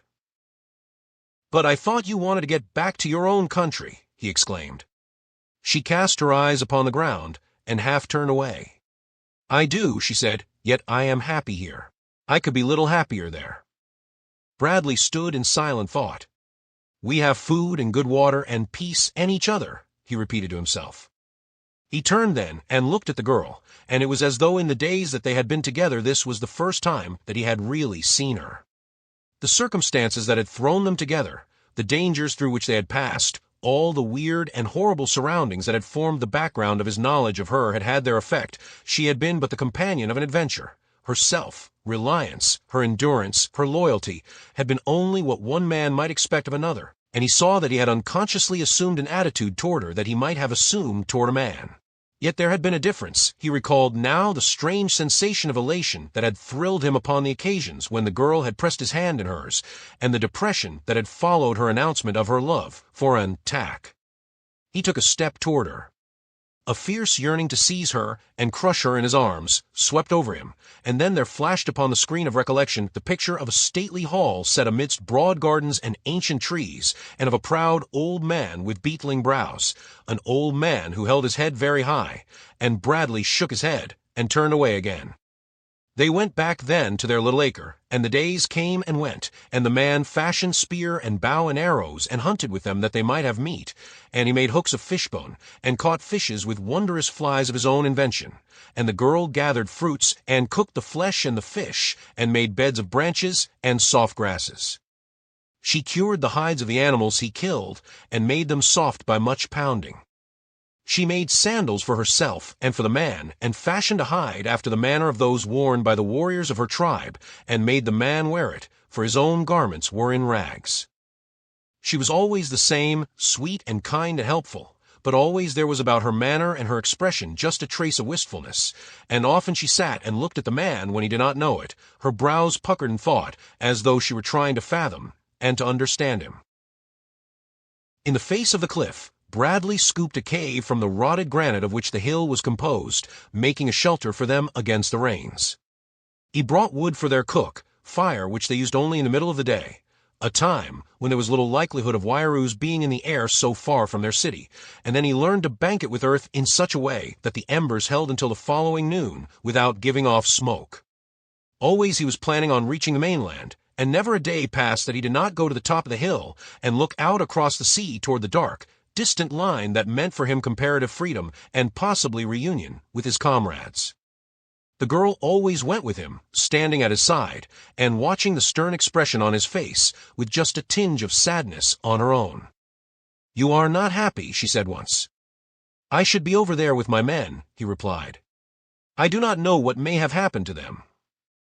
"I want you to be happy," she said quite simply, "but I should be very lonely if you went away and left me here." He put his hand on her shoulder. "I would not do that, little girl," he said gently. "If you cannot go with me, I shall not go. If either of us must go alone, it will be you." Her face lighted to a wondrous smile. "Then we shall not be separated," she said, "for I shall never leave you as long as we both live." He looked down into her face for a moment, and then, "Who is in tack?" he asked. "My brother," she replied. "Why?" And then, even less than before, could he tell her. It was then that he did something he had never done before. He put his arms about her and, stooping, kissed her forehead. "Until you find tack," he said, "I will be your brother." She drew away. "I already have a brother," she said, "and I do not want another." C5. Days became weeks, and weeks became months, and the months followed one another in a lazy procession of hot, humid days and warm, humid nights. The fugitives saw never a Wieroo by day, though often at night they heard the melancholy flapping of giant wings far above them. Each day was much like its predecessor. Bradley splashed about for a few minutes in the cold pool early each morning, and after a time the girl tried it and liked it. Toward the center it was deep enough for swimming, and so he taught her to swim. She was probably the first human being in all Caspak's long ages who had done this thing. And then while she prepared breakfast, the man shaved. This he never neglected. At first it was a source of wonderment to the girl, for the Gallo men are beardless. When they needed meat, he hunted, otherwise he busied himself in improving their shelter, making new and better weapons, perfecting his knowledge of the girl's language, and teaching her to speak and to write English, anything that would keep them both occupied. He still sought new plans for escape, but with ever-lessening enthusiasm, since each new scheme presented some insurmountable obstacle. And then one day, as a bolt out of a clear sky, came that which blasted the peace and security of their sanctuary forever. Bradley was just emerging from the water after his morning plunge when from overhead came the sound of flapping wings. Glancing quickly up, the man saw a white, robed Weiroo circling slowly above him. That he had been discovered, he could not doubt, since the creature even dropped to a lower altitude as though to assure itself that what it saw was a man. Then it rose rapidly and winged away toward the city. For 2 days Bradley and the girl lived in a constant state of apprehension, awaiting the moment when the hunters would come for them, but nothing happened until just after dawn of the 3rd day, when the flapping of wings apprised them of the approach of Waiaroos. Together they went to the edge of the wood and looked up to see 5 red, robed creatures dropping slowly in ever lessening spirals toward their little amphitheater. With no attempt at concealment they came, sure of their ability to overwhelm these 2 fugitives, and with the fullest measure of self-confidence they landed in the clearing but a few yards from the man and the girl. Following a plan already discussed, Bradley and the girl retreated slowly into the woods. The Waiaroos advanced, calling upon them to give themselves up, but the quarry made no reply. Farther and farther into the little wood Bradley led the hunters, permitting them to approach ever closer. Then he circled back again toward the clearing, evidently to the great delight of the Waiaroos, who now followed more leisurely, awaiting the moment when they should be beyond the trees and able to use their wings. They had opened into semicircular formation now, with the evident intention of cutting the 2 off from returning into the wood. Each Weiroo advanced with his curved blade ready in his hand, each hideous face blank and expressionless. It was then that Bradley opened fire with his pistol, 3 shots, aimed with careful deliberation, for it had been long since he had used the weapon, and he could not afford to chance wasting ammunition on misses. At each shot a Weiroo dropped, and then the remaining 2 sought escape by flight, screaming and wailing after the manner of their kind. When a Weiroo runs, his wings spread almost without any volition upon his part, since from time immemorial he has always used them to balance himself and accelerate his running speed, so that in the open they appear to skim the surface of the ground when in the act of running. But here in the woods, among the close, set boles, the spreading of their wings proved their undoing. It hindered and stopped them and threw them to the ground, and then Bradley was upon them, threatening them with instant death if they did not surrender, promising them their freedom if they did his bidding. "As you have seen," he cried, "I can kill you when I wish and at a distance. You cannot escape me. Your only hope of life lies in obedience. Quick, or I kill." The Waiaroos stopped and faced him. "What do you want of us?" asked one. "Throw aside your weapons," Bradley commanded. After a moment's hesitation they obeyed. "Now approach." A great plan, the only plan, had suddenly come to him like an inspiration. The Waiaroos came closer and halted at his command. Bradley turned to the girl. "There is rope in the shelter," he said. "Fetch it." She did as he bid, and then he directed her to fasten one end of a 50-foot length to the ankle of one of the Waiaroos and the opposite end to the second. The creatures gave evidence of great fear, but they dared not attempt to prevent the act. "Now go out into the clearing," said Bradley, "and remember that I am walking close behind, and that I will shoot the nearer one should either attempt to escape. That will hold the other until I can kill him as well." In the open he halted them. "The girl will get upon the back of the one in front," announced the Englishman. "I will mount the other. She carries a sharp blade, and I carry this weapon that you know kills easily at a distance. If you disobey in the slightest the instructions that I am about to give you, you shall both die. That we must die with you will not deter us. If you obey, I promise to set you free without harming you. You will carry us due west, depositing us upon the shore of the mainland, that is all. Is the price of your lives. Do you agree?" Sullenly the Waiaroos acquiesced. Bradley examined the knots that held the rope to their ankles, and feeling them secure directed the girl to mount the back of the leading Weiroo, himself upon the other. Then he gave the signal for the 2 to rise together. With loud flapping of the powerful wings the creatures took to the air, circling once before they topped the trees upon the hill, and then taking a course due west out over the waters of the sea. Nowhere about them could Bradley see signs of other Waiaroos, nor of those other menaces which he had feared might bring disaster to his plans for escape, the huge, winged reptilia that are so numerous above the southern areas of Caspak, and which are often seen, though in lesser numbers, farther north. Nearer and nearer loomed the mainland, a broad, park-like expanse stretching inland to the foot of a low plateau spread out before them. The little dots in the foreground became grazing herds of deer and antelope and bos. A huge woolly rhinoceros wallowed in a mudhole to the right, and beyond, a mighty mammoth culled the tender shoots from a tall tree. The roars and screams and growls of giant carnivora came faintly to their ears. This was Caspak. With all of its dangers and its primal savagery, it brought a fullness to the throat of the Englishman as to one who sees and hears the familiar sights and sounds of home after a long absence. Then the Wayaroos dropped swiftly downward to the flower, starred turf that grew almost to the water's edge. The fugitives slipped from their backs, and Bradley told the red, robed creatures they were free to go. When he had cut the ropes from their ankles, they rose with that uncanny wailing upon their lips that always brought a shudder to the Englishman, and upon dismal wings they flapped away toward frightful ooh-oh. When the creatures had gone, the girl turned toward Bradley. "Why did you have them bring us here?" she asked. "Now we are far from my country. We may never live to reach it, as we are among enemies who, while not so horrible, will kill us just as surely as would the Wayaroos should they capture us, and we have before us many marches through lands filled with savage beasts." "There were 2 reasons," replied Bradley. "You told me that there are 2 Wiru cities at the eastern end of the island. To have passed near either of them might have been to have brought about our heads hundreds of the creatures from whom we could not possibly have escaped. Again, my friends must be near this spot. It cannot be over 2 marches to the fort of which I have told you. It is my duty to return to them. If they still live, we shall find a way to return you to your people." "And you?" asked the girl. "I escaped from Uo," replied Bradley. "I have accomplished the impossible once, and so I shall accomplish it again. I shall escape from Caspak." He was not looking at her face as he answered her, and so he did not see the shadow of sorrow that crossed her countenance.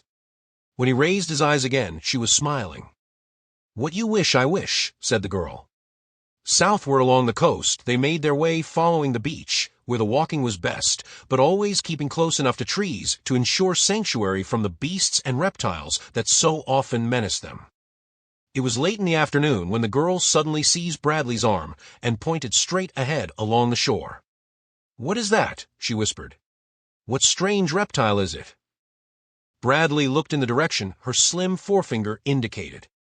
He rubbed his eyes and looked again, and then he seized her wrist and drew her quickly behind a clump of bushes. "What is it?" she asked. "It is the most frightful reptile that the waters of the world have ever known," he replied. "It is a German U-boat." An expression of amazement and understanding lighted her features. "It is the thing of which you told me," she exclaimed, "the thing that swims under the water and carries men in its belly." "It is," replied Bradley. "Then why do you hide from it?" asked the girl. "You said that now it belonged to your friends." "Many months have passed since I knew what was going on among my friends," he replied. "I cannot know what has befallen them. They should have been gone from here in this vessel long since, and so I cannot understand why it is still here. I am going to investigate first before I show myself. When I left, there were more Germans on the U-33 than there were men of my own party at the fort, and I have had sufficient experience of Germans to know that they will bear watching if they have not been properly watched since I left." Making their way through a fringe of wood that grew a few yards inland, the 2 crept unseen toward the U-boat, which lay moored to the shore at a point which Bradley now recognized as being near the oil pool north of Dinosaur. As close as possible to the vessel, they halted, crouching low among the dense vegetation, and watched the boat for signs of human life about it. The hatches were closed, no one could be seen or heard. For 5 minutes Bradley watched, and then he determined to board the submarine and investigate. He had risen to carry his decision into effect when there suddenly broke upon his ear, uttered in loud and menacing tones, a volley of German oaths and expletives among which he heard English Schweinhund repeated several times. The voice did not come from the direction of the U-boat, but from inland. Creeping forward, Bradley reached a spot where, through the creepers hanging from the trees, he could see a party of men coming down toward the shore. He saw Baron Friedrich von Skunvorts and 6 of his men, all armed, while marching in a little knot among them were Olsen, Brady, Sinclair, Wilson, and Whiteley. Bradley knew nothing of the disappearance of Bowen Tyler and Miss LaRue, nor of the perfidy of the Germans in shelling the fort and attempting to escape in the U-33, but he was in no way surprised at what he saw before him. The little party came slowly onward, the prisoners staggering beneath heavy cans of oil, while Schwartz, one of the German non-commissioned officers, cursed and beat them with a stick of wood impartially. Von Skunvorts walked in the rear of the column, encouraging Schwartz and laughing at the discomfiture of the Britishers. Dietz, Heinz, and Klatz also seemed to enjoy the entertainment immensely, but two of the men, Plesser and Hindle, marched with eyes straight to the front and with scowling faces. Bradley felt his blood boil at sight of the cowardly indignities being heaped upon his men, and in the brief span of time occupied by the column to come abreast of where he lay hidden, he made his plans, foolhardy though he knew them. Then he drew the girl close to him. "Stay here," he whispered. "I am going out to fight those beasts, but I shall be killed. Do not let them see you. Do not let them take you alive. They are more cruel, more cowardly, more bestial than the Wairoos." The girl pressed close to him, her face very white. "Go, if that is right," she whispered, "but if you die, I shall die, for I cannot live without you." He looked sharply into her eyes. "Oh," he ejaculated, "what an idiot I have been! Nor could I live without you, little girl." And he drew her very close and kissed her lips. "Goodbye." He disengaged himself from her arms and looked again in time to see that the rear of the column had just passed him. Then he rose and leaped quickly and silently from the jungle. Suddenly von Skunvorts felt an arm thrown about his neck, and his pistol jerked from its holster. He gave a cry of fright and warning, and his men turned to see a naked white man holding their leader securely from behind and aiming a pistol at them over his shoulder. "Drop those guns," came in short, sharp syllables and perfect German from the lips of the newcomer. "Drop them, or I'll put a bullet through the back of von Skunvorts' head." The Germans hesitated for a moment, looking first toward von Skunvorts and then to Schwartz, who was evidently second in command, for orders. "It's the English pig, Bradley," shouted the latter, "and he's alone. Go and get him." "Go yourself," growled Plesser. Hindle moved close to the side of Plesser and whispered something to him. The latter nodded. Suddenly von Skunvorts wheeled about and seized Bradley's pistol arm with both hands. "Now," he shouted. "Come and take him quick." Schwartz and three others leaped forward, but Plesser and Hindle held back, looking questioningly toward the English prisoners. Then Plesser spoke. "Now is your chance, Englander," he called in low tones. "Seize Hindle and me, and take our guns from us. We will not fight hard." Olsen and Brady were not long in acting upon the suggestion. They had seen enough of the brutal treatment von Skunvorts accorded his men, and the especially venomous attentions he had taken great enjoyment in according Plesser and Hindle to understand that these two might be sincere in a desire for revenge. In another moment the two Germans were unarmed, and Olsen and Brady were running to the support of Bradley, but already it seemed too late. Von Skunvorts had managed to drag the Englishman around so that his back was toward Schwartz and the other advancing Germans. Schwartz was almost upon Bradley with gun clubbed and ready to smash down upon the Englishman's skull. Brady and Olsen were charging the Germans in the rear, with Wilson, Whiteley, and Sinclair supporting them with bare fists. It seemed that Bradley was doomed when, apparently out of space, an arrow whizzed, striking Schwartz in the side, passing half-way through his body to crumple him to earth. With a shriek the man fell, and at the same time Olsen and Brady saw the slim figure of a young girl standing at the edge of the jungle coolly fitting another arrow to her bow. Bradley had now succeeded in wresting his arm free from von Skunvorts' grip and in dropping the latter with a blow from the butt of his pistol. The rest of the English and Germans were engaged in a hand-to-hand encounter, Plesser and Hindle standing aside from the melee and urging their comrades to surrender and join with the English against the tyranny of von Skunvorts. Heinz and Klatz, possibly influenced by their exhortation, were putting up but a half-hearted resistance, but Dietz, a huge, bearded, bull-necked Prussian, yelling like a maniac, sought to exterminate the English Schweinhund with his bayonet, fearing to fire his piece, lest he kill some of his comrades. It was Olsen who engaged him, and though unused to the long German rifle and bayonet, he met the bull, rush of the Hun with the cold, cruel precision and science of English bayonet, fighting. There was no feinting, no retiring, and no parrying that was not also an attack. Bayonet fighting today is not a pretty thing to see. It is not an artistic fencing, match in which men give and take. It is slaughter inevitable and quickly over. Dietz lunged once madly at Olsen's throat. A short point, with just a twist of the bayonet to the left, sent the sharp blade over the Englishman's left shoulder. Instantly, he stepped close in, dropped his rifle through his hands, and grasped it with both hands close below the muzzle, and with a short, sharp jab sent his blade up beneath Dietz's chin to the brain. So quickly was the thing done, and so quick the withdrawal, that Olsen had wheeled to take on another adversary before the German's corpse had toppled to the ground. But there were no more adversaries to take on. Heinz and Klatz had thrown down their rifles, and with hands above their heads were crying "Kamerad! Kamerad!" at the tops of their voices. von Skunvorts still lay where he had fallen. Plesser and Hindle were explaining to Bradley that they were glad of the outcome of the fight, as they could no longer endure the brutality of the U-boat commander. The remainder of the men were looking at the girl, who now advanced slowly, her bow ready, when Bradley turned toward her and held out his hand. "Ko-Tan," he said, "unstring your bow. These are my friends and yours." And to the Englishman, "This is Ko-Tan. You who saw her save me from Schwartz know a part of what I owe her." The rough men gathered about the girl, and when she spoke to them in broken English, with a smile upon her lips enhancing the charm of her irresistible accent, each and every one of them promptly fell in love with her, and constituted himself henceforth her guardian and her slave. A moment later the attention of each was called to Plesser by a volley of invective. They turned in time to see the man running toward von Skunvorts, who was just rising from ground. Plesser carried a rifle with bayonet fixed that he had snatched from the side of Dietz's corpse. Von Skunvorts' face was livid with fear, his jaws working as though he would call for help, but no sound came from his blue lips. "You struck me," shrieked Plesser. "Once, twice, 3 times you struck me, pig. You murdered Schwerk. You drove him insane by your cruelty until he took his own life. You are only one of your kind. They are all like you from the Kaiser down. I wish that you were the Kaiser. Thus would I do." And he lunged his bayonet through von Skunvorts' chest. Then he let his rifle fall with the dying man and wheeled toward Bradley.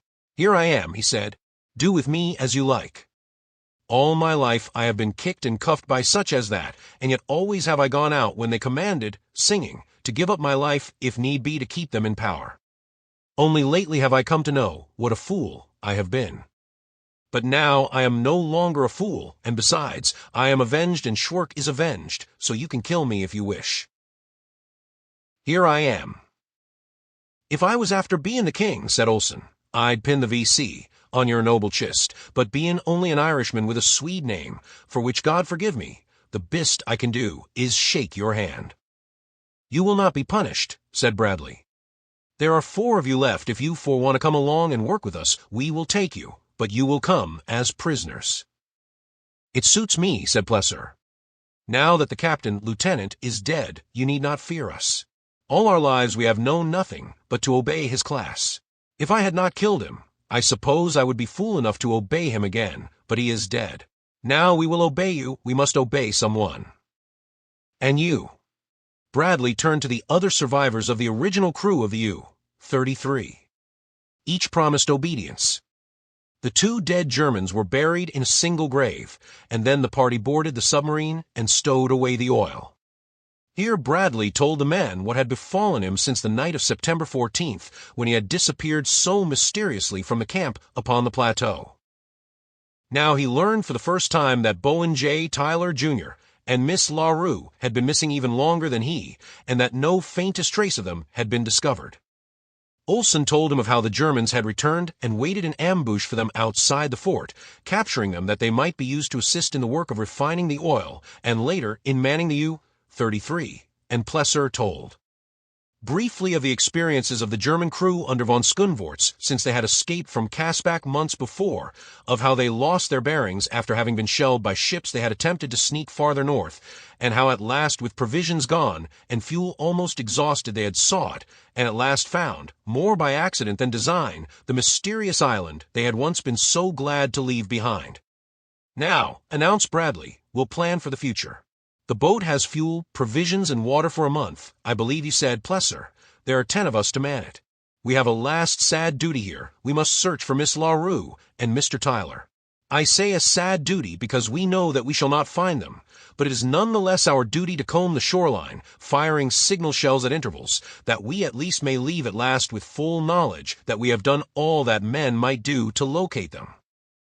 None dissented from this conviction, nor was there a voice raised in protest against a plan to at least make assurance doubly sure before quitting Caspak forever. And so they started cruising slowly up the coast and firing an occasional shot from a gun. Often the vessel was brought to a stop, and always there were anxious eyes scanning the shore for an answering signal. Late in the afternoon, they caught sight of a number of band Lu warriors, but when the vessel approached the shore and the natives realized that human beings stood upon the back of the strange monster of the sea, they fled in terror before Bradley could come within hailing distance. That night they dropped anchor at the mouth of a sluggish stream, whose warm waters swarmed with millions of tiny tadpole-like organisms, minute human spawn starting on their precarious journey from some inland pool toward the beginning, a journey which one in millions, perhaps, might survive to complete.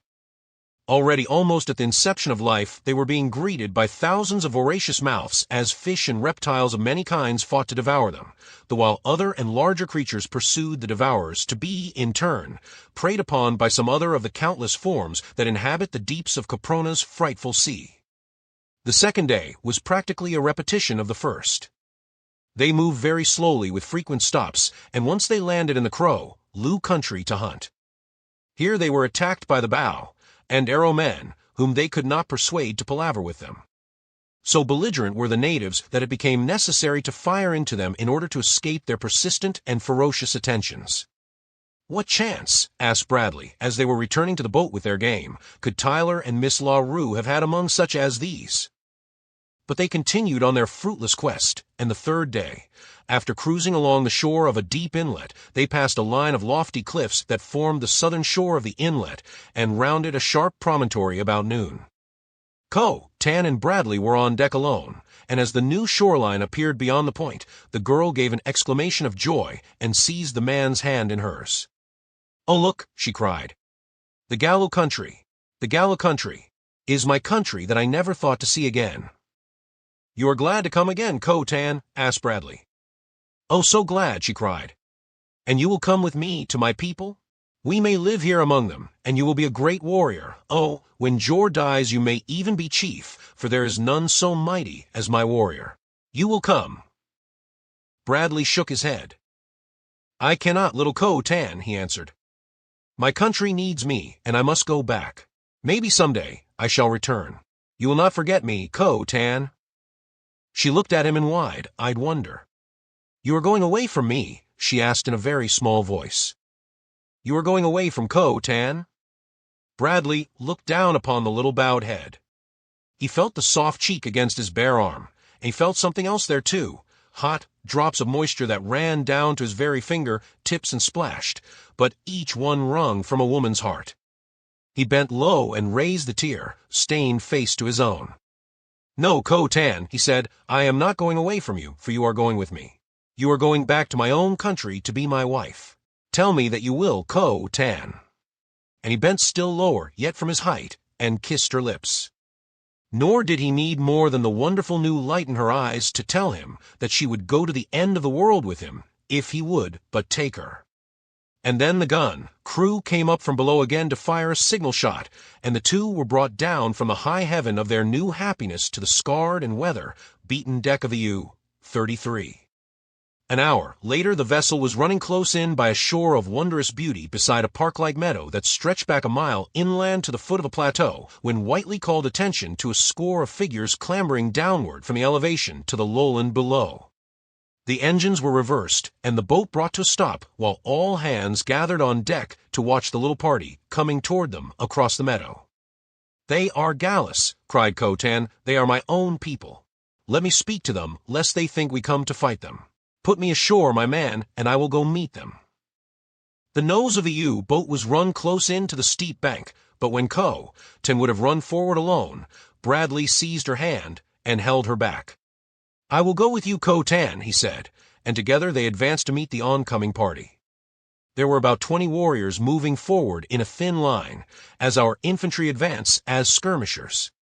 Bradley could not but notice the marked difference between this formation and the mob-like methods of the lower tribes he had come in contact with, and he commented upon it to Tan.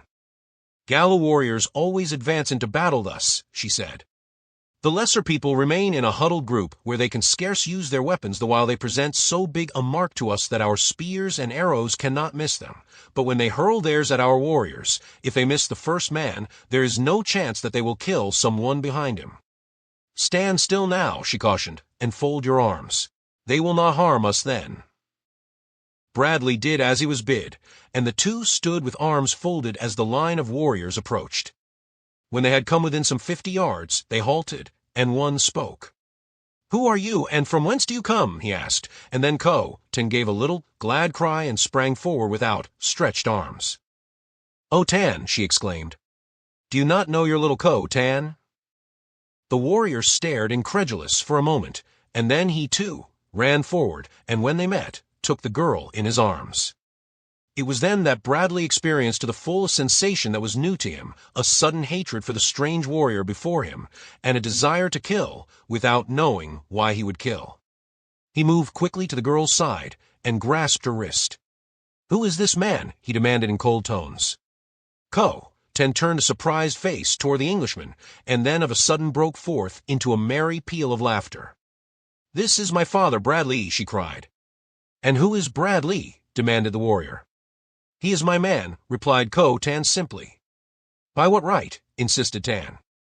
And then she told him briefly of all that she had passed through since the Wayaroos had stolen her, and of how Bradley had rescued her, and sought to rescue her brother.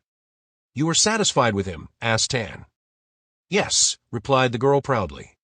It was then that Bradley's attention was attracted to the edge of the plateau by a movement there, and looking closely he saw a horse bearing two figures, sliding down the steep declivity. Once at the bottom, the animal came charging across the meadowland at a rapid run. It was a magnificent animal, a great bay stallion with a white, blazed face and white forelegs to the knees, its barrel encircled by a broad single of white, and as it came to a sudden stop beside Tan, the Englishman saw that it bore a man and a girl, a tall man and a girl as beautiful as Tan. When the girl espied the latter, she slid from the horse and ran toward her, fairly screaming for joy. The man dismounted and stood beside Tan. Like Bradley, he was garbed after the fashion of the surrounding warriors, but there was a subtle difference between him and his companion. Possibly he detected a similar difference in Bradley, for his first question was, "From what country?" and though he spoke in Gala, Bradley thought he detected an accent. "England," replied Bradley. A broad smile lighted the newcomer's face as he held out his hand. "I am Tom Billings of Santa Monica, California," he said. "I know all about you, and I'm mighty glad to find you alive." "How did you get here?" asked Bradley. "I thought ours was the only party of men from the outer world ever to enter Caprona." "It was until we came in search of Bowen J. Tyler, Jr.," replied Billings. "We found him and sent him home with his bride, but I was kept a prisoner here." Bradley's face darkened, then they were not among friends after all. "There are 10 of us down there on a German sub with small arms and a gun," he said quickly in English. "It will be no trick to get away from these people." "You don't know my jailer," replied Billings, "or you'd not be so sure. Wait, I'll introduce you." And then turning to the girl who had accompanied him, he called her by name. "Ajor," he said, "permit me to introduce Lieutenant Bradley, Lieutenant Mrs. Billings, my jailer." The Englishman laughed as he shook hands with the girl. "You are not as good a soldier as I," he said to Billings.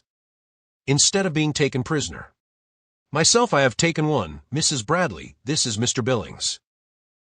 Ajor, quick to understand, turned toward Tan. "You are going back with him to his country?" she asked. Tan admitted it. "You dare?" asked Ajor.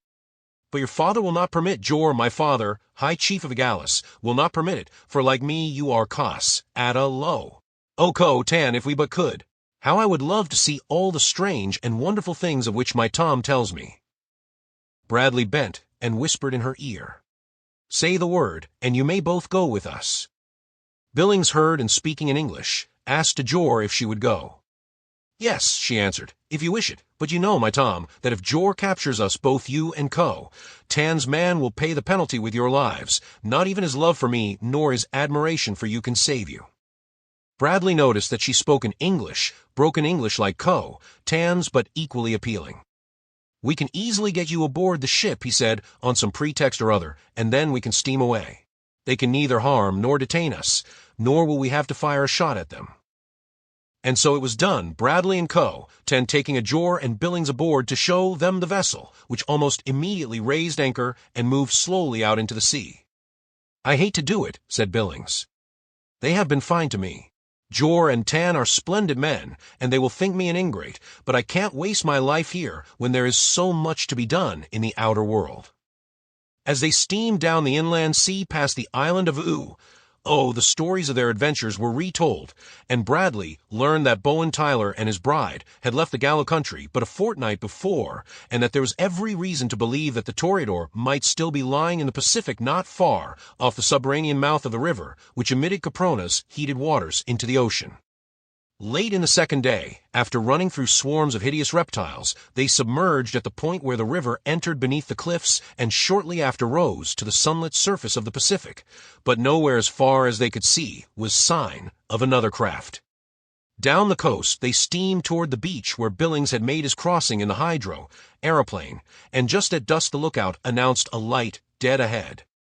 It proved to be aboard the Toreador, and a half-hour later, there was such a reunion on the deck of the trig little yacht as no one there had ever dreamed might be possible.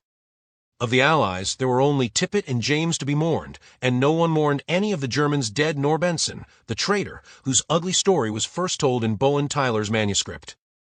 Tyler and the rescue party had but just reached the yacht that afternoon. They had heard faintly the signal shots fired by the U-33, but had been unable to locate their direction, and so had assumed that they had come from the guns of the Toreador. It was a happy party that sailed north towards sunny, Southern California, the old U-33 trailing in the wake of the Toreador, and flying with the latter the glorious stars and stripes beneath which she had been born in the shipyard at Santa Monica. 3 newly married couples, their bonds now duly solemnized by the master of the ship, joyed in the peace and security of the untracked waters of the South Pacific and the unique honeymoon which, had it not been for stern duty ahead, they could have wished protracted till the end of time. And so they came one day to dock at the shipyard which Bowen Tyler now controlled, and here the U-33 still lies while those who passed so many eventful days within, and because of her, have gone their various ways. I hope you like this audiobook. If you'd like to hear more, please support us on patreon.com. It really helps us keep going. www.patreon.com/c/audiobooks752. Thank you, and I invite you to listen the other books I have recorded. Also, please subscribe to my channel and activate the notifications so you will be the first to know when we publish a new book.